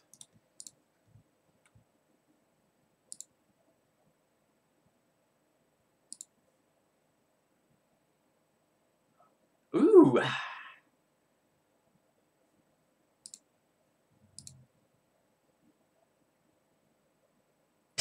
Double Mom here and I'll be impressed.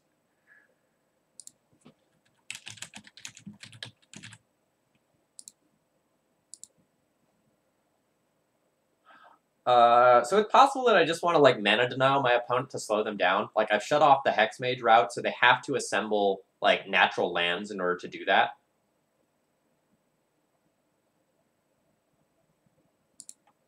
So I think I'm just gonna cut my opponent off the green here.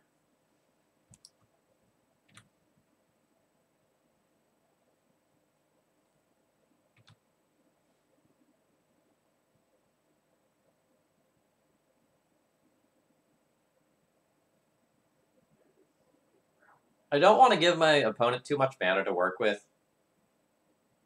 Like, the thing that I'm most afraid of at this point is them just, like, Pithing Needle my Aether Vials and I flop around to die.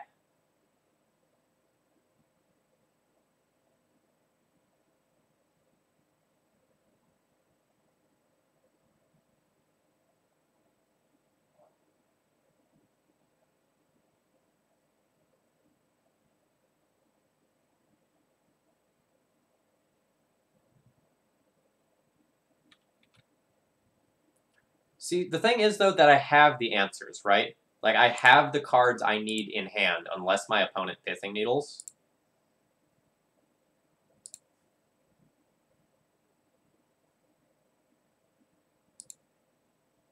So I just need to prolong the game, and my best chance at prolonging the game is by disrupting my opponent's mana.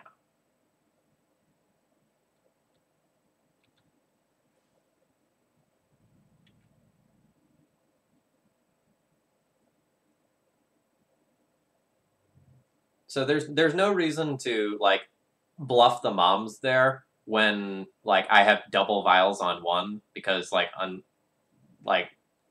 what's my opponent going to do? Stifle that? That's a terrible play.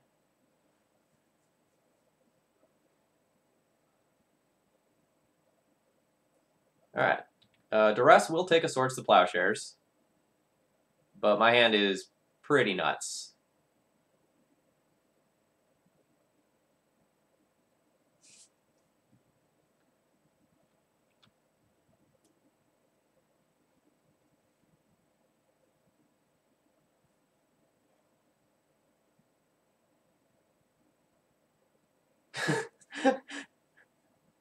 Opponent says, pretty crazy opener for the matchup.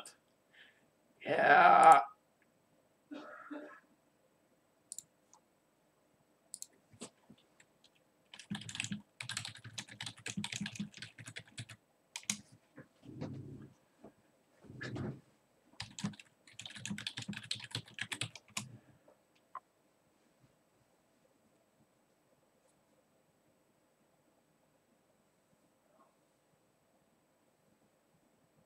I don't really think I want to trade my Vampire Hex Mage for Thalia here. I think I just want to like continue to constrain my opponent's mana with it. I don't want to make this trade. And my opponent would be somewhat likely to accept it.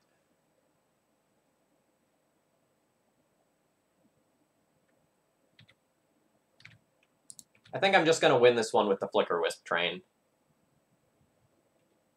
So I'm not going to like risk putting myself into a much worse position for 2 points of damage.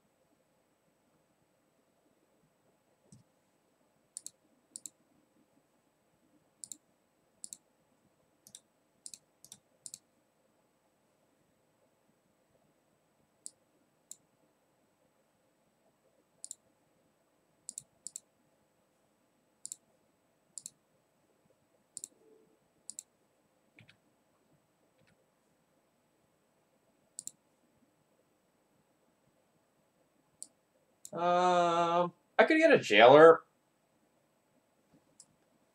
I think I just want a Wingmare with one of these.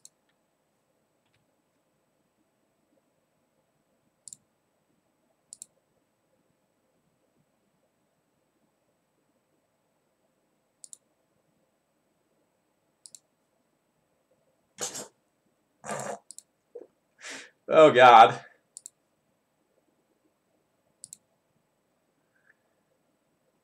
I don't even need to hold up Flicker Wisp this turn.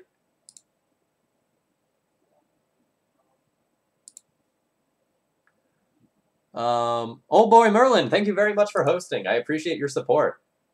For anyone just tuning in, hello, my name is Phil Gallagher. I run Thraben University. Tonight we are playing some exhibition matches of D&T versus Bug Depths. I am currently up 3 matches to 2.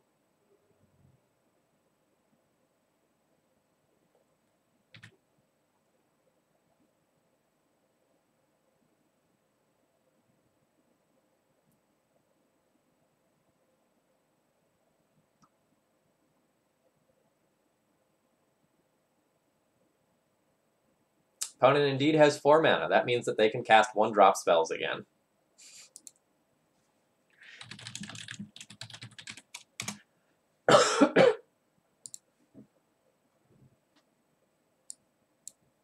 Alright, so once again, we'll sideboard the same way as we have for the last few matches. Anything that can destroy a Merit Lodge in. Stoneforge Mystic Package out.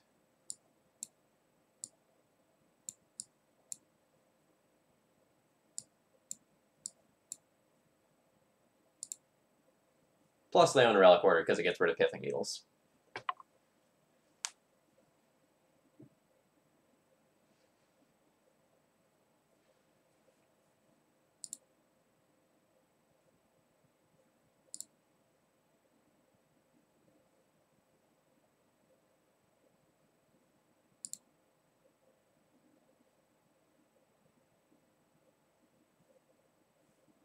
Nope. I'm not thrilled about this hand. That being said, I'm not going to throw it back. It's an Ether Vial hand. It has a tutor. It has something that can answer an early Pithing Needle on my Ether Vial. Like, if I go turn 1 Vial and my opponent responds with, like, turn 2 Pithing Needle, like, I have some degree of interaction there. Although this is a hand where I will be dead to a quick Merit Lodge as the hand stands.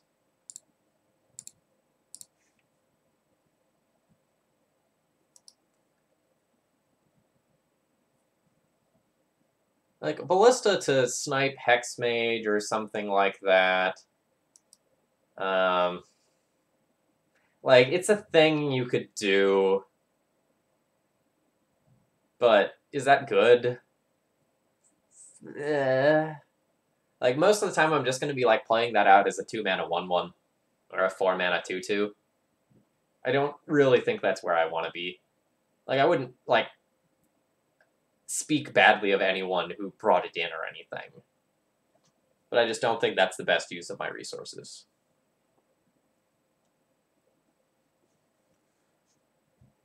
So a little more insight from Negator in the chat there. He says that the list he's testing for a friend is running Flusterstorm main, and they've been killing him all night.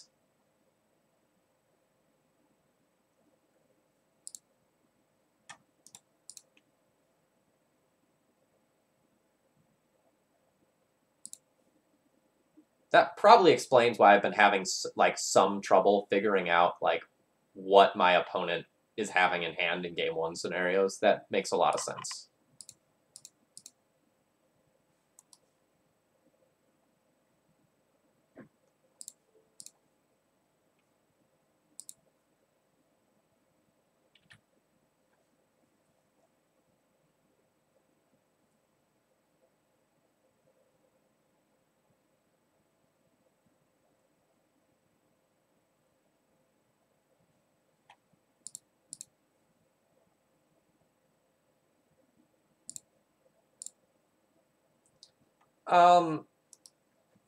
I don't think there's a world where D&T runs all 4 chalices.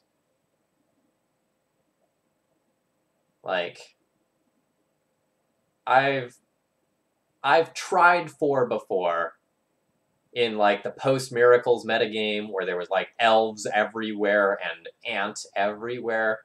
In those scenarios, I went and played, like, 4 chalices in the main deck, but it takes a pretty weird, messed up world for, like, D&T to be playing 4 chalice.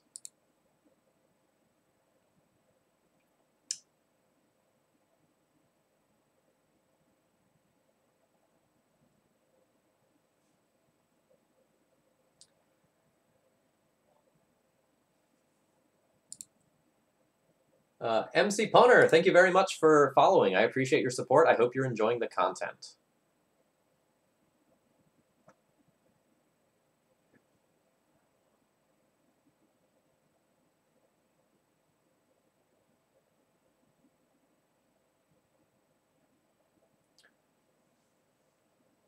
So I'm debating whether or not I actually want to destroy that stage or whether or not I want to, like, try to wait a turn.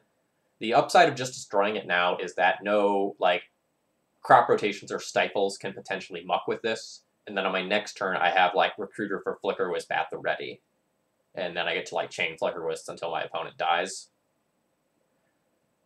So there's pretty high upside to just tagging the stage right now. I think I'm going to do so.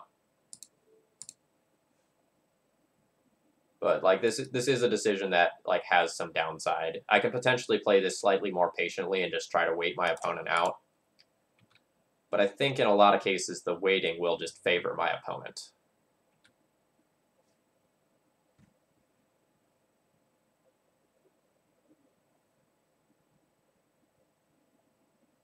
Like, my opponent left me with that Recruiter of the Guard, knowing that it could get Flicker Wisp, and that makes me nervous. I think the Mother attack is great. I don't care about, like, my Leonin Relic Warder getting, like, Abrupt Decayed or anything like that right now. I care about getting my opponent dead.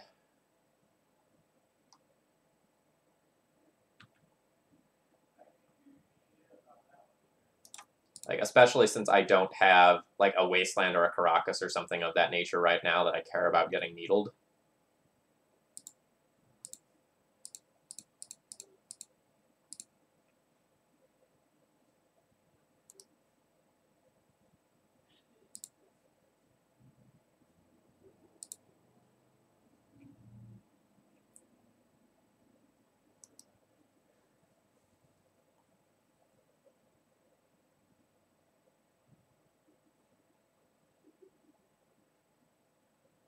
Yeah, the train begins now. The train has derailed.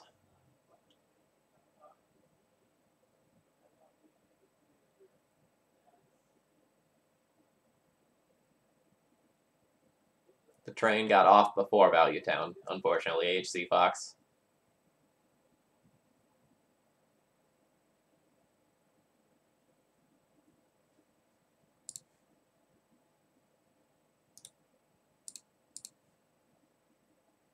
That's a great draw.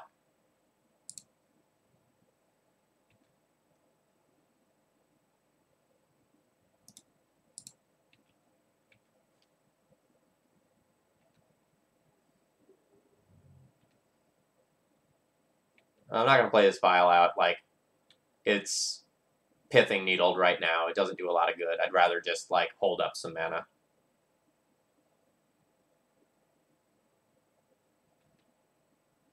Crop rotation, you say? It would be a shame if something happened to that Merit Lodge. Where's your Sajiri step now, Tom? Hmm?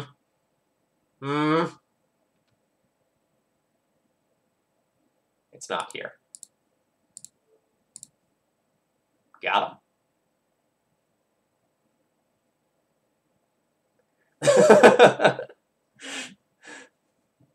Yeah.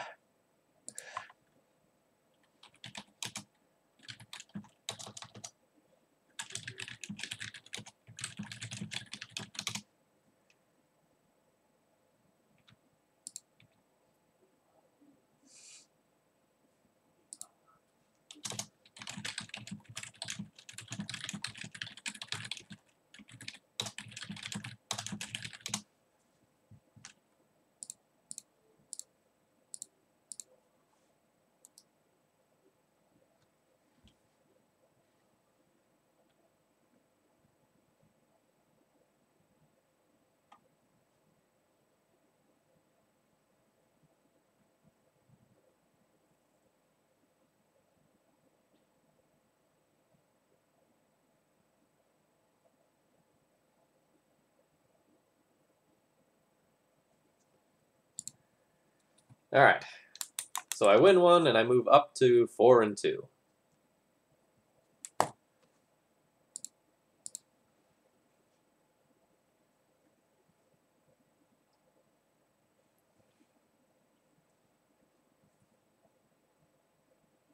Play, draw, play, draw, play, draw. I'll be on the play. And is great. Deck is great. I'm questionable, but we'll go with great. I think great.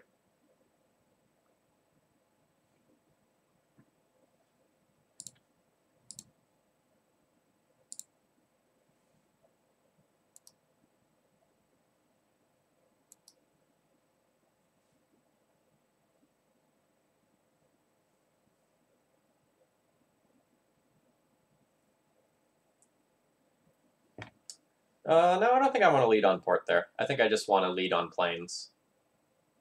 Like, next turn, if I draw something like a Mom... Alright, Mom's a bad example, but, like, a white card that I would want to cast.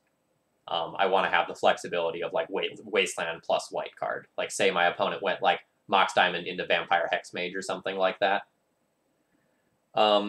Against combo decks, the Ancient Tomb looks pretty stellar. Like, the ability to accelerate some stuff out like Vryn Wingmare has been relevant tonight. And it's made my recruiters a little bit better.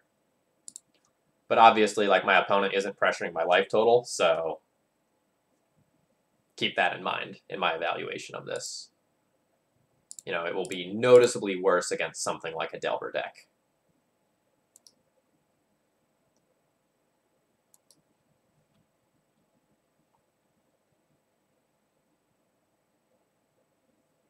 But against like combo and control decks that aren't going to like be pressuring your life total, I imagine Ancient Tomb's pretty good. This deck list is, again, something that I'm mucking around with. It's not necessarily what I'm going to take to like SCG Con or anything, but it's powerful.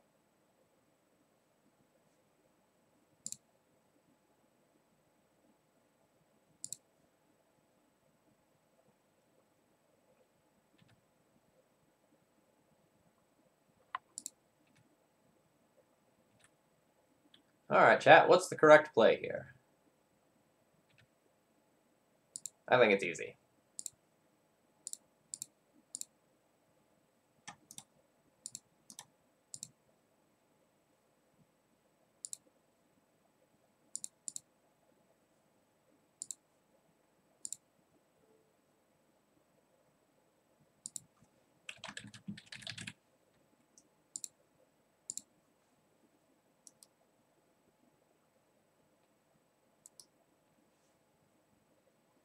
The Bug Depth player in my group just switched to Merfolk, so I guess no Ancient Tomb for me.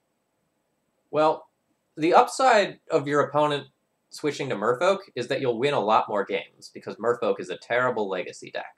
So, look forward to your win percentage shooting up. Have I mentioned that I hate Merfolk with a burning passion and that I think the deck's terrible?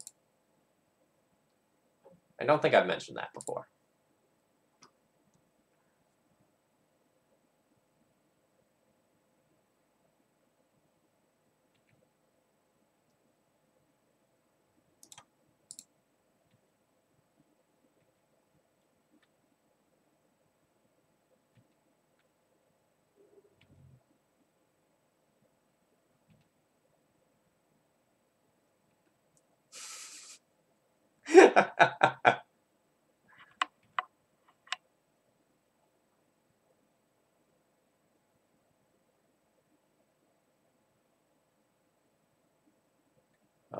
Yeah. You can crop rotation. That's fine.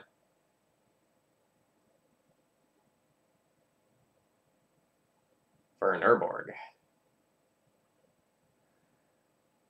I probably have to no-sir that Urborg.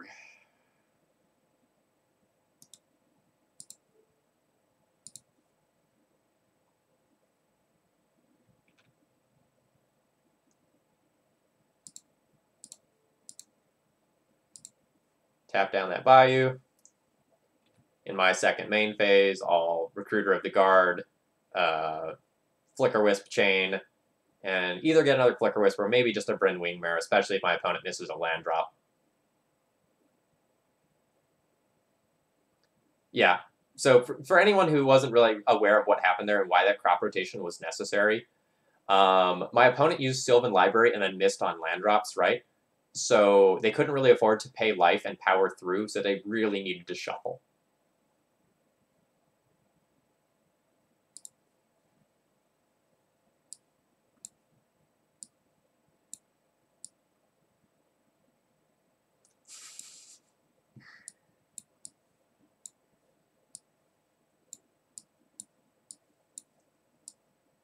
So in all seriousness, I think Merfolk is a worse disruptive deck than D&T, and not one of your better aggressive deck options in the format.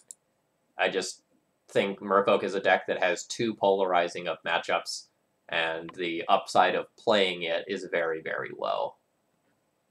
I think Merfolk's just a trap. I also think the skill ceiling for Merfolk is much lower than some of the other Vile decks like D&T and Goblins.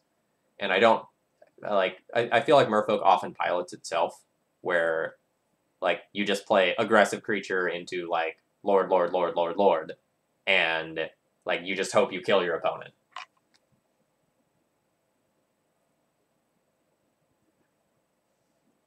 I'm going to keep this one.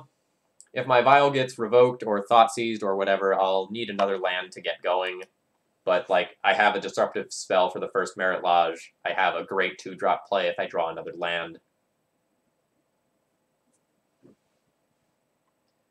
It's even unclear like whether or not my opponent will take the vial with this. Like I know I've seen that now, but like looking at the opening hand, depending on how quickly their hand could go off, there's a world where they just 100% take the path to exile and just like go for it on turn 2.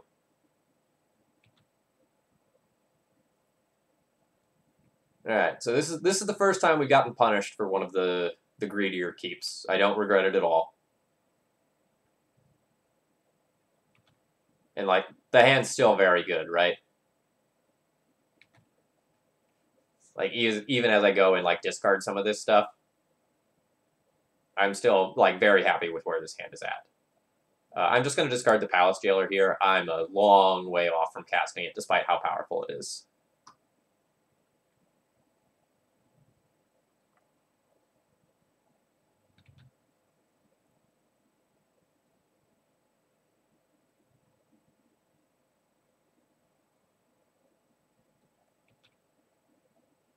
All right, Sylvan's. Oh shit! All right, so I'm gonna lose this game to F6ing. I needed to Swords to Plowshares that on their turn to force them to sacrifice a land. Actually, it doesn't matter. And then on my turn, like this has been protected. They still have these 3 lands left. They go sacrifice these. Urborg. No, it didn't matter.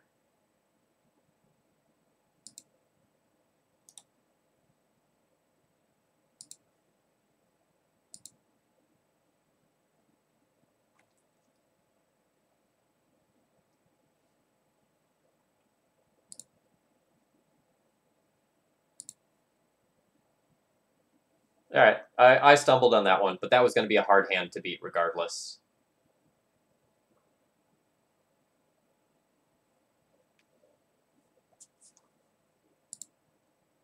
Sabata, thank you very much for following. I hope you're enjoying the Legacy content.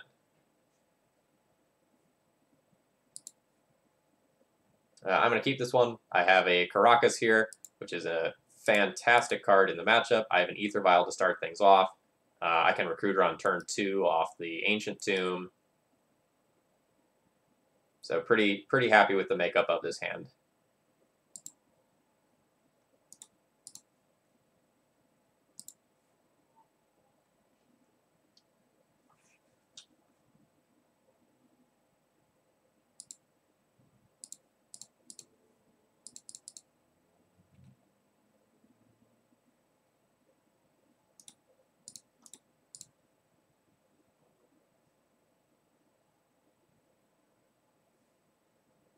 I actually kind of just want to get Palace Jailer with this one and like tap out on my next turn to play it, keeping like Caracas in play and Flicker Wisp in hand to deal with a Merit Lodge token.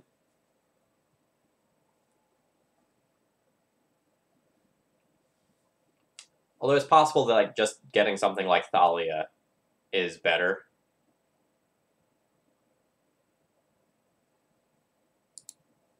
But I'm going to take Jailer. I think it has very high upside when played on turn 3 on the play.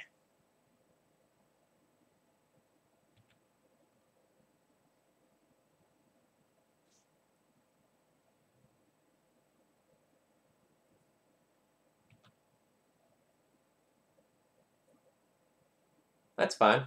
I got this sweet Vial Curve going on.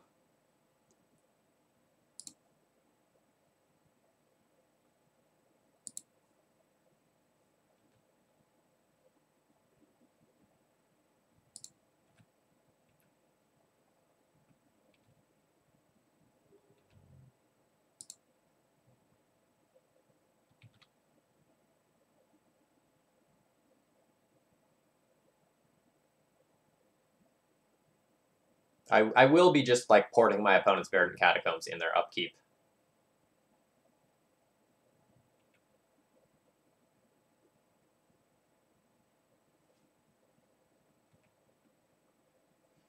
Now we'll be porting their Tropical Island in their upkeep instead.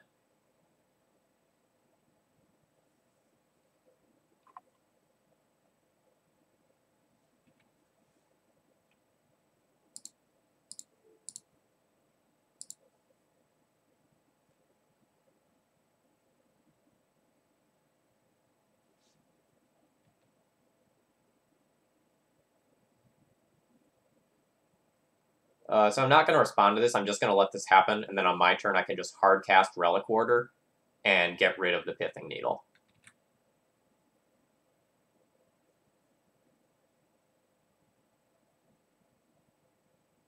Alternatively, I can just Council's Judgment it away, and then save the Relic Warder for later.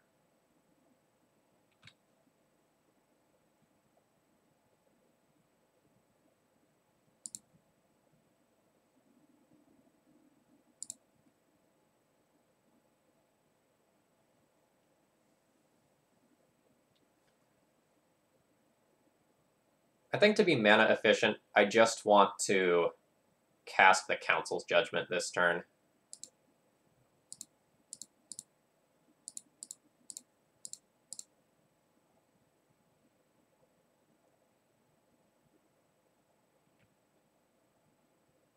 D. Lewis, if you click on the stack of cards on the left-hand side of the screen, that is the Cardboard Live extension, and it will pull up my deck list for you. But to more directly answer the question, there is one Ancient Tomb in the deck. I believe over a Rashadan port.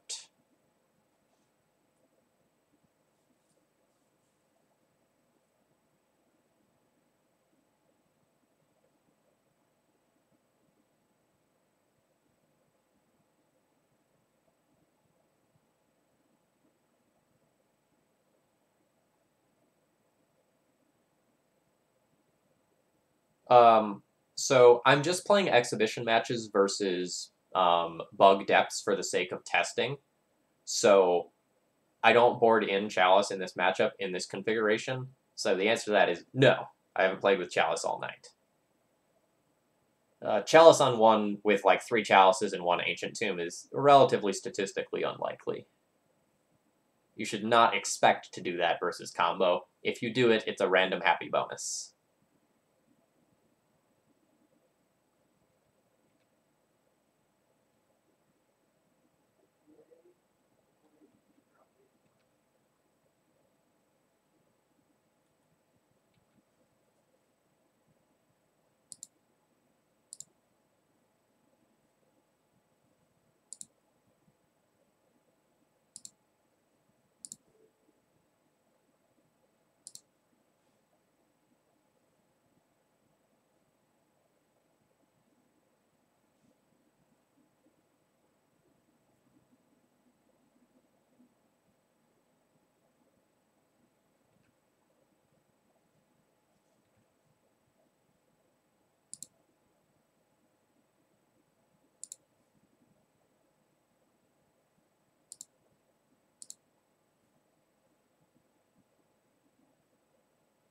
I'm really hoping my opponent like sacks the Vampire Hexmage here, like thinking they're gonna keep me from casting his Palace Jailer, and then I just like play this land and buys them. Oh yeah, oh yeah.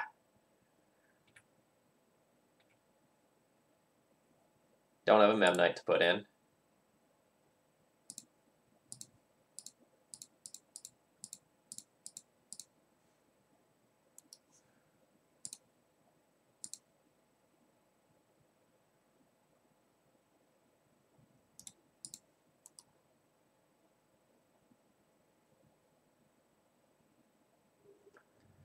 Alright, so now I get 1 extra card a turn. And I have Caracas in play, and I have a Mana Denial element. My opponent has done me the favor of resetting my Vial as well, so I can put these Moms in. Life is good.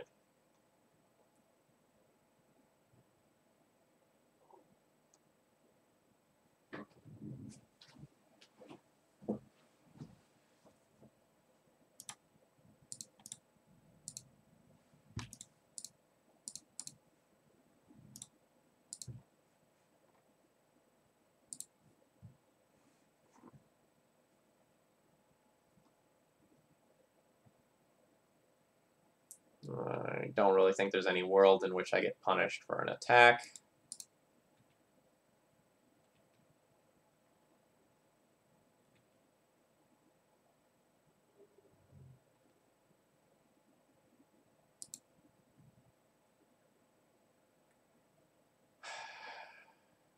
Three, four, five, six. Mom would be the 7th point of damage. I'm still going to play out 1 extra Mom. It probably doesn't do a lot, but I should probably do so. I don't think I want to play this out. There's some world where... I don't know exactly what my opponent can do, but there's some world where I might want to have this around.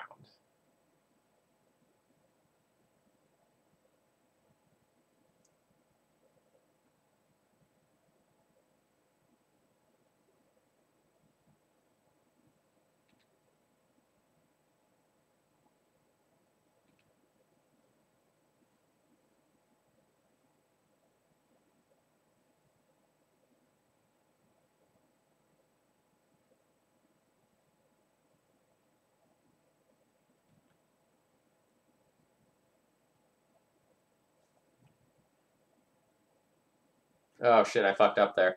So in response to that, I should have tapped down the Thespian stage. I just made an error. I guess it's not an error. No, it is. Because if I go to tap down the Ghost Quarter, they respond by doing this.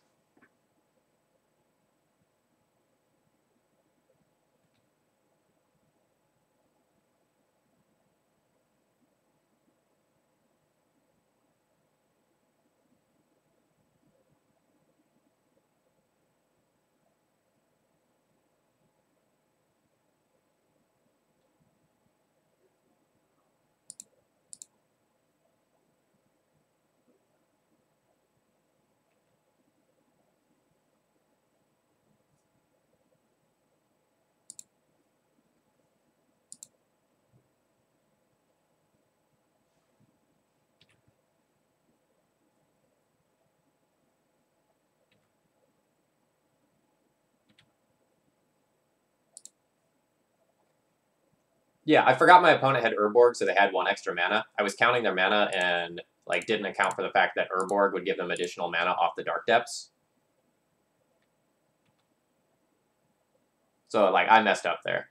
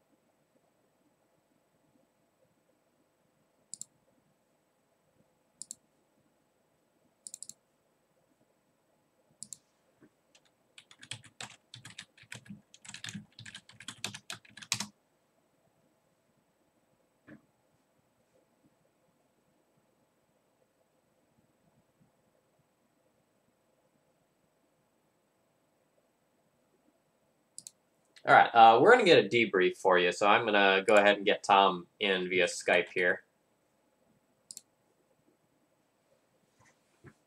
Give me just a second to switch some things up. You might experience a slight audio lapse for a second.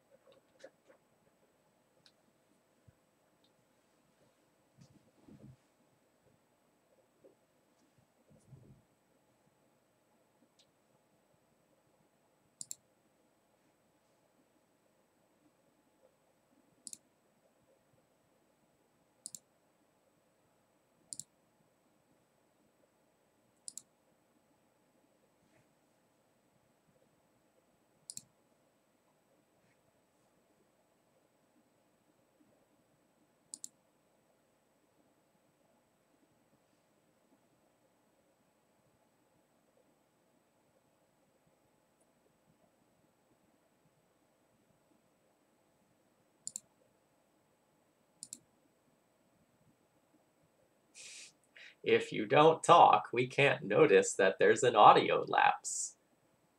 Yeah, it'll be just a second.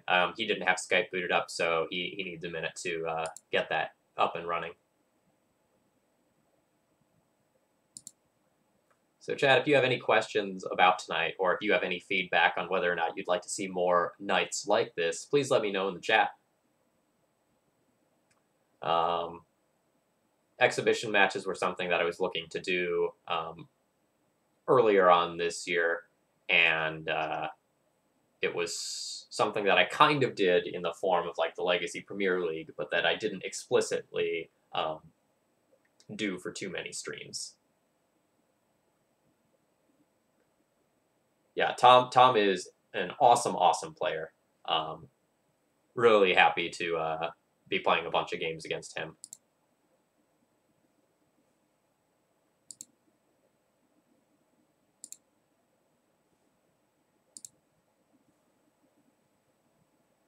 Hey. All right. I think I have to undo this. Okay. So Tom, your audio should be live now. All right. Someone in chat, if you would just confirm that you can hear his audio, then we'll proceed on with the debrief.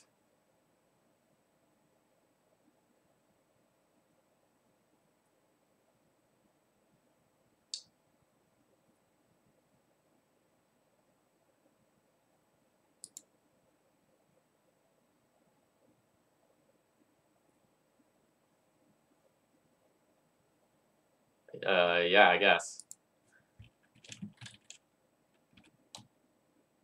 Okay, they're saying no audio. One sec. Can chat hear me talking?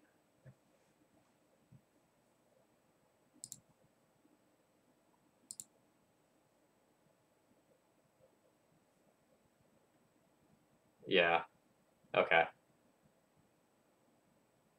All right, so they're hearing me. They're not hearing you for some reason. All right. Well, I'm not going to like troubleshoot this problem right now, so I'll just kind of like talk about some things and relay the things that Tom's saying. So Tom, how did you feel about those?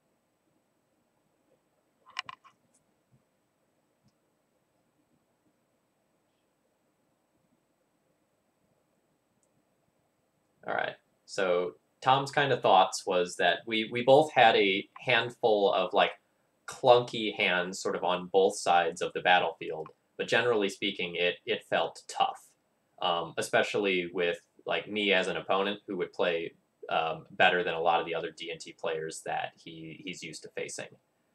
The Flusterstorms that were in his main deck also did not help.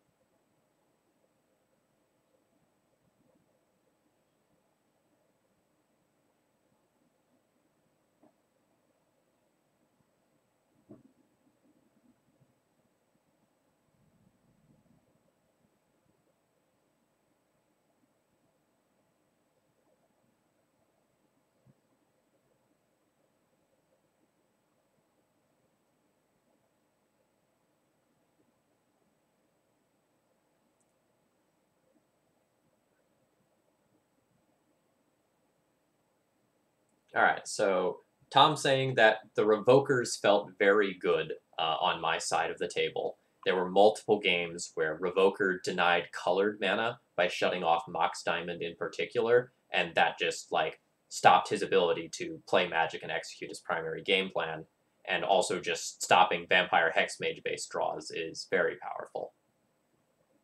From my side of the table, um, the matchup felt incredibly good. Like, there were so many times where the only card that was going to beat me was like Sajiri Step, and just like the ability to push through my white blockers, oftentimes like backed up by Mother of Runes, was just like backbreaking.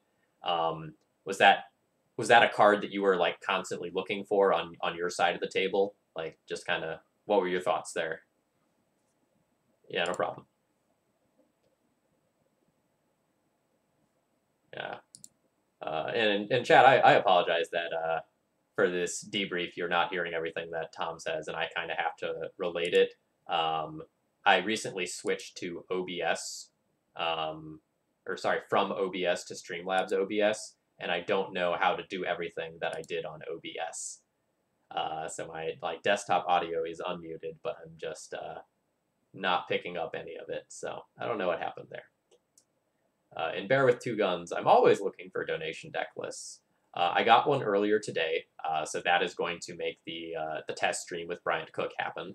I haven't set the next donation goal, but it will be another guest stream, like I've done previously. So we have AMP with Cyrus CG coming up on Wednesday. Test with Bryant Cook sometime either in December or January, in all likelihood.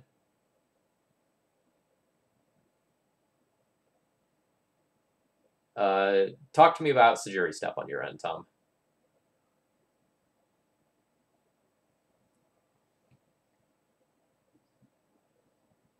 Yes.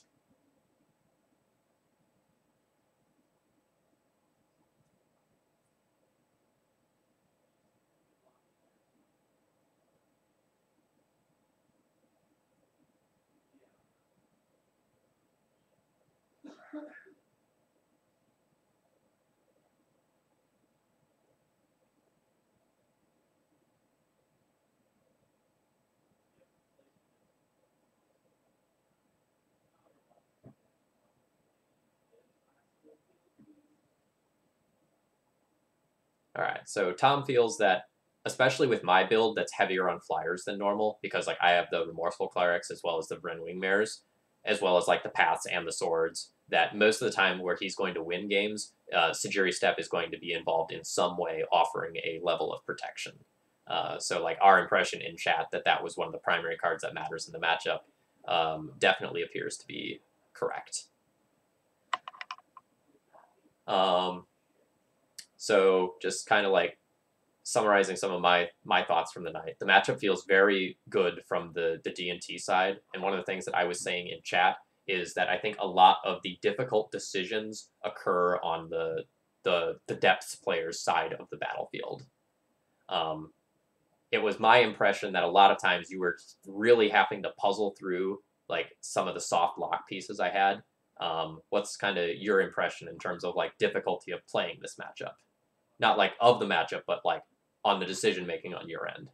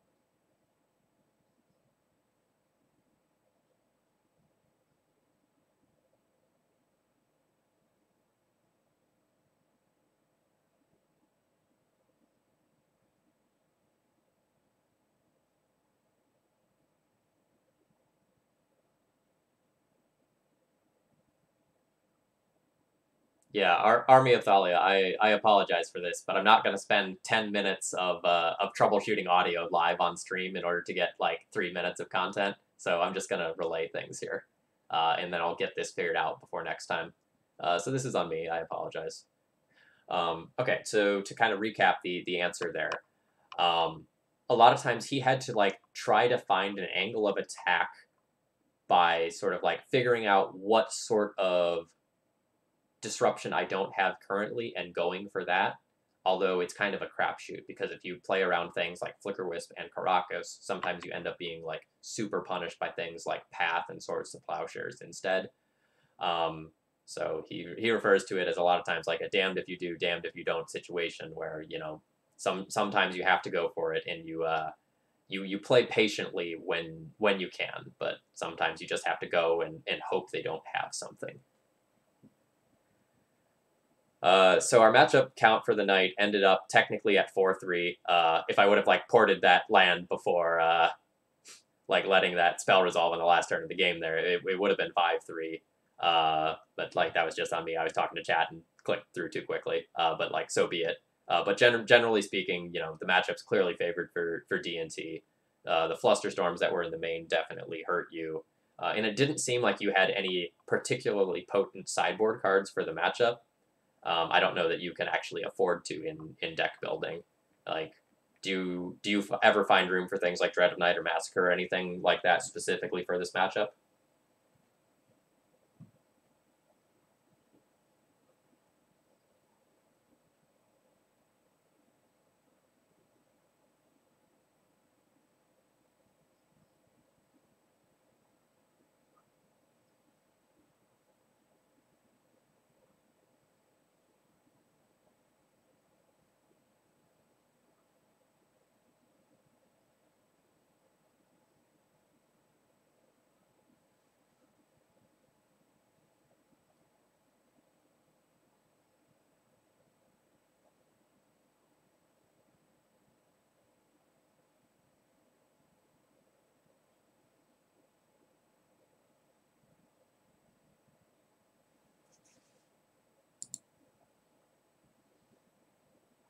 Okay.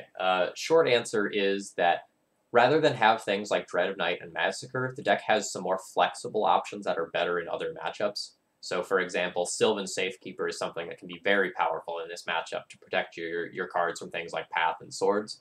And one of the other things that was in here was Sylvan Library, although that card performed very poorly tonight. My clock was just too quick, and we never had like the dream scenario on his end where I give him 20 life with the Swords to Plowshares, and then he just draws infinite cards with Sylvan Library. That magical Christmas land never happened.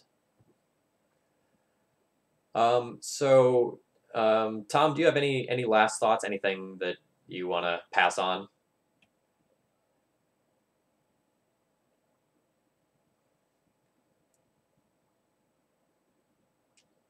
He says he's hoping to dodge D&T rather than play against it, and he's had enough D&T for the next month or so. All right, so Tom, I'm going to go ahead and cut you loose here. Thanks for playing some games on stream tonight, and feel free to pass on this video to everyone who wants to know how to get bullied by D&T and maybe wiggle through here and there. All right, bye. All right, chat. Some closing thoughts from me now.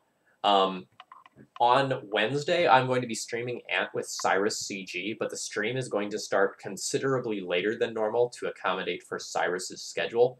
So my stream on Wednesday is likely to start around 9 p.m. Eastern Time instead of the normal 7 p.m. Eastern Time. So keep that in mind and watch for the notification of me going live. Number 2, there's going to be some cool stuff coming up in the future. I've got a test stream with Bryant Cook sometime, probably in the next month. I'm going to be guesting on Arkan's stream on the 8th.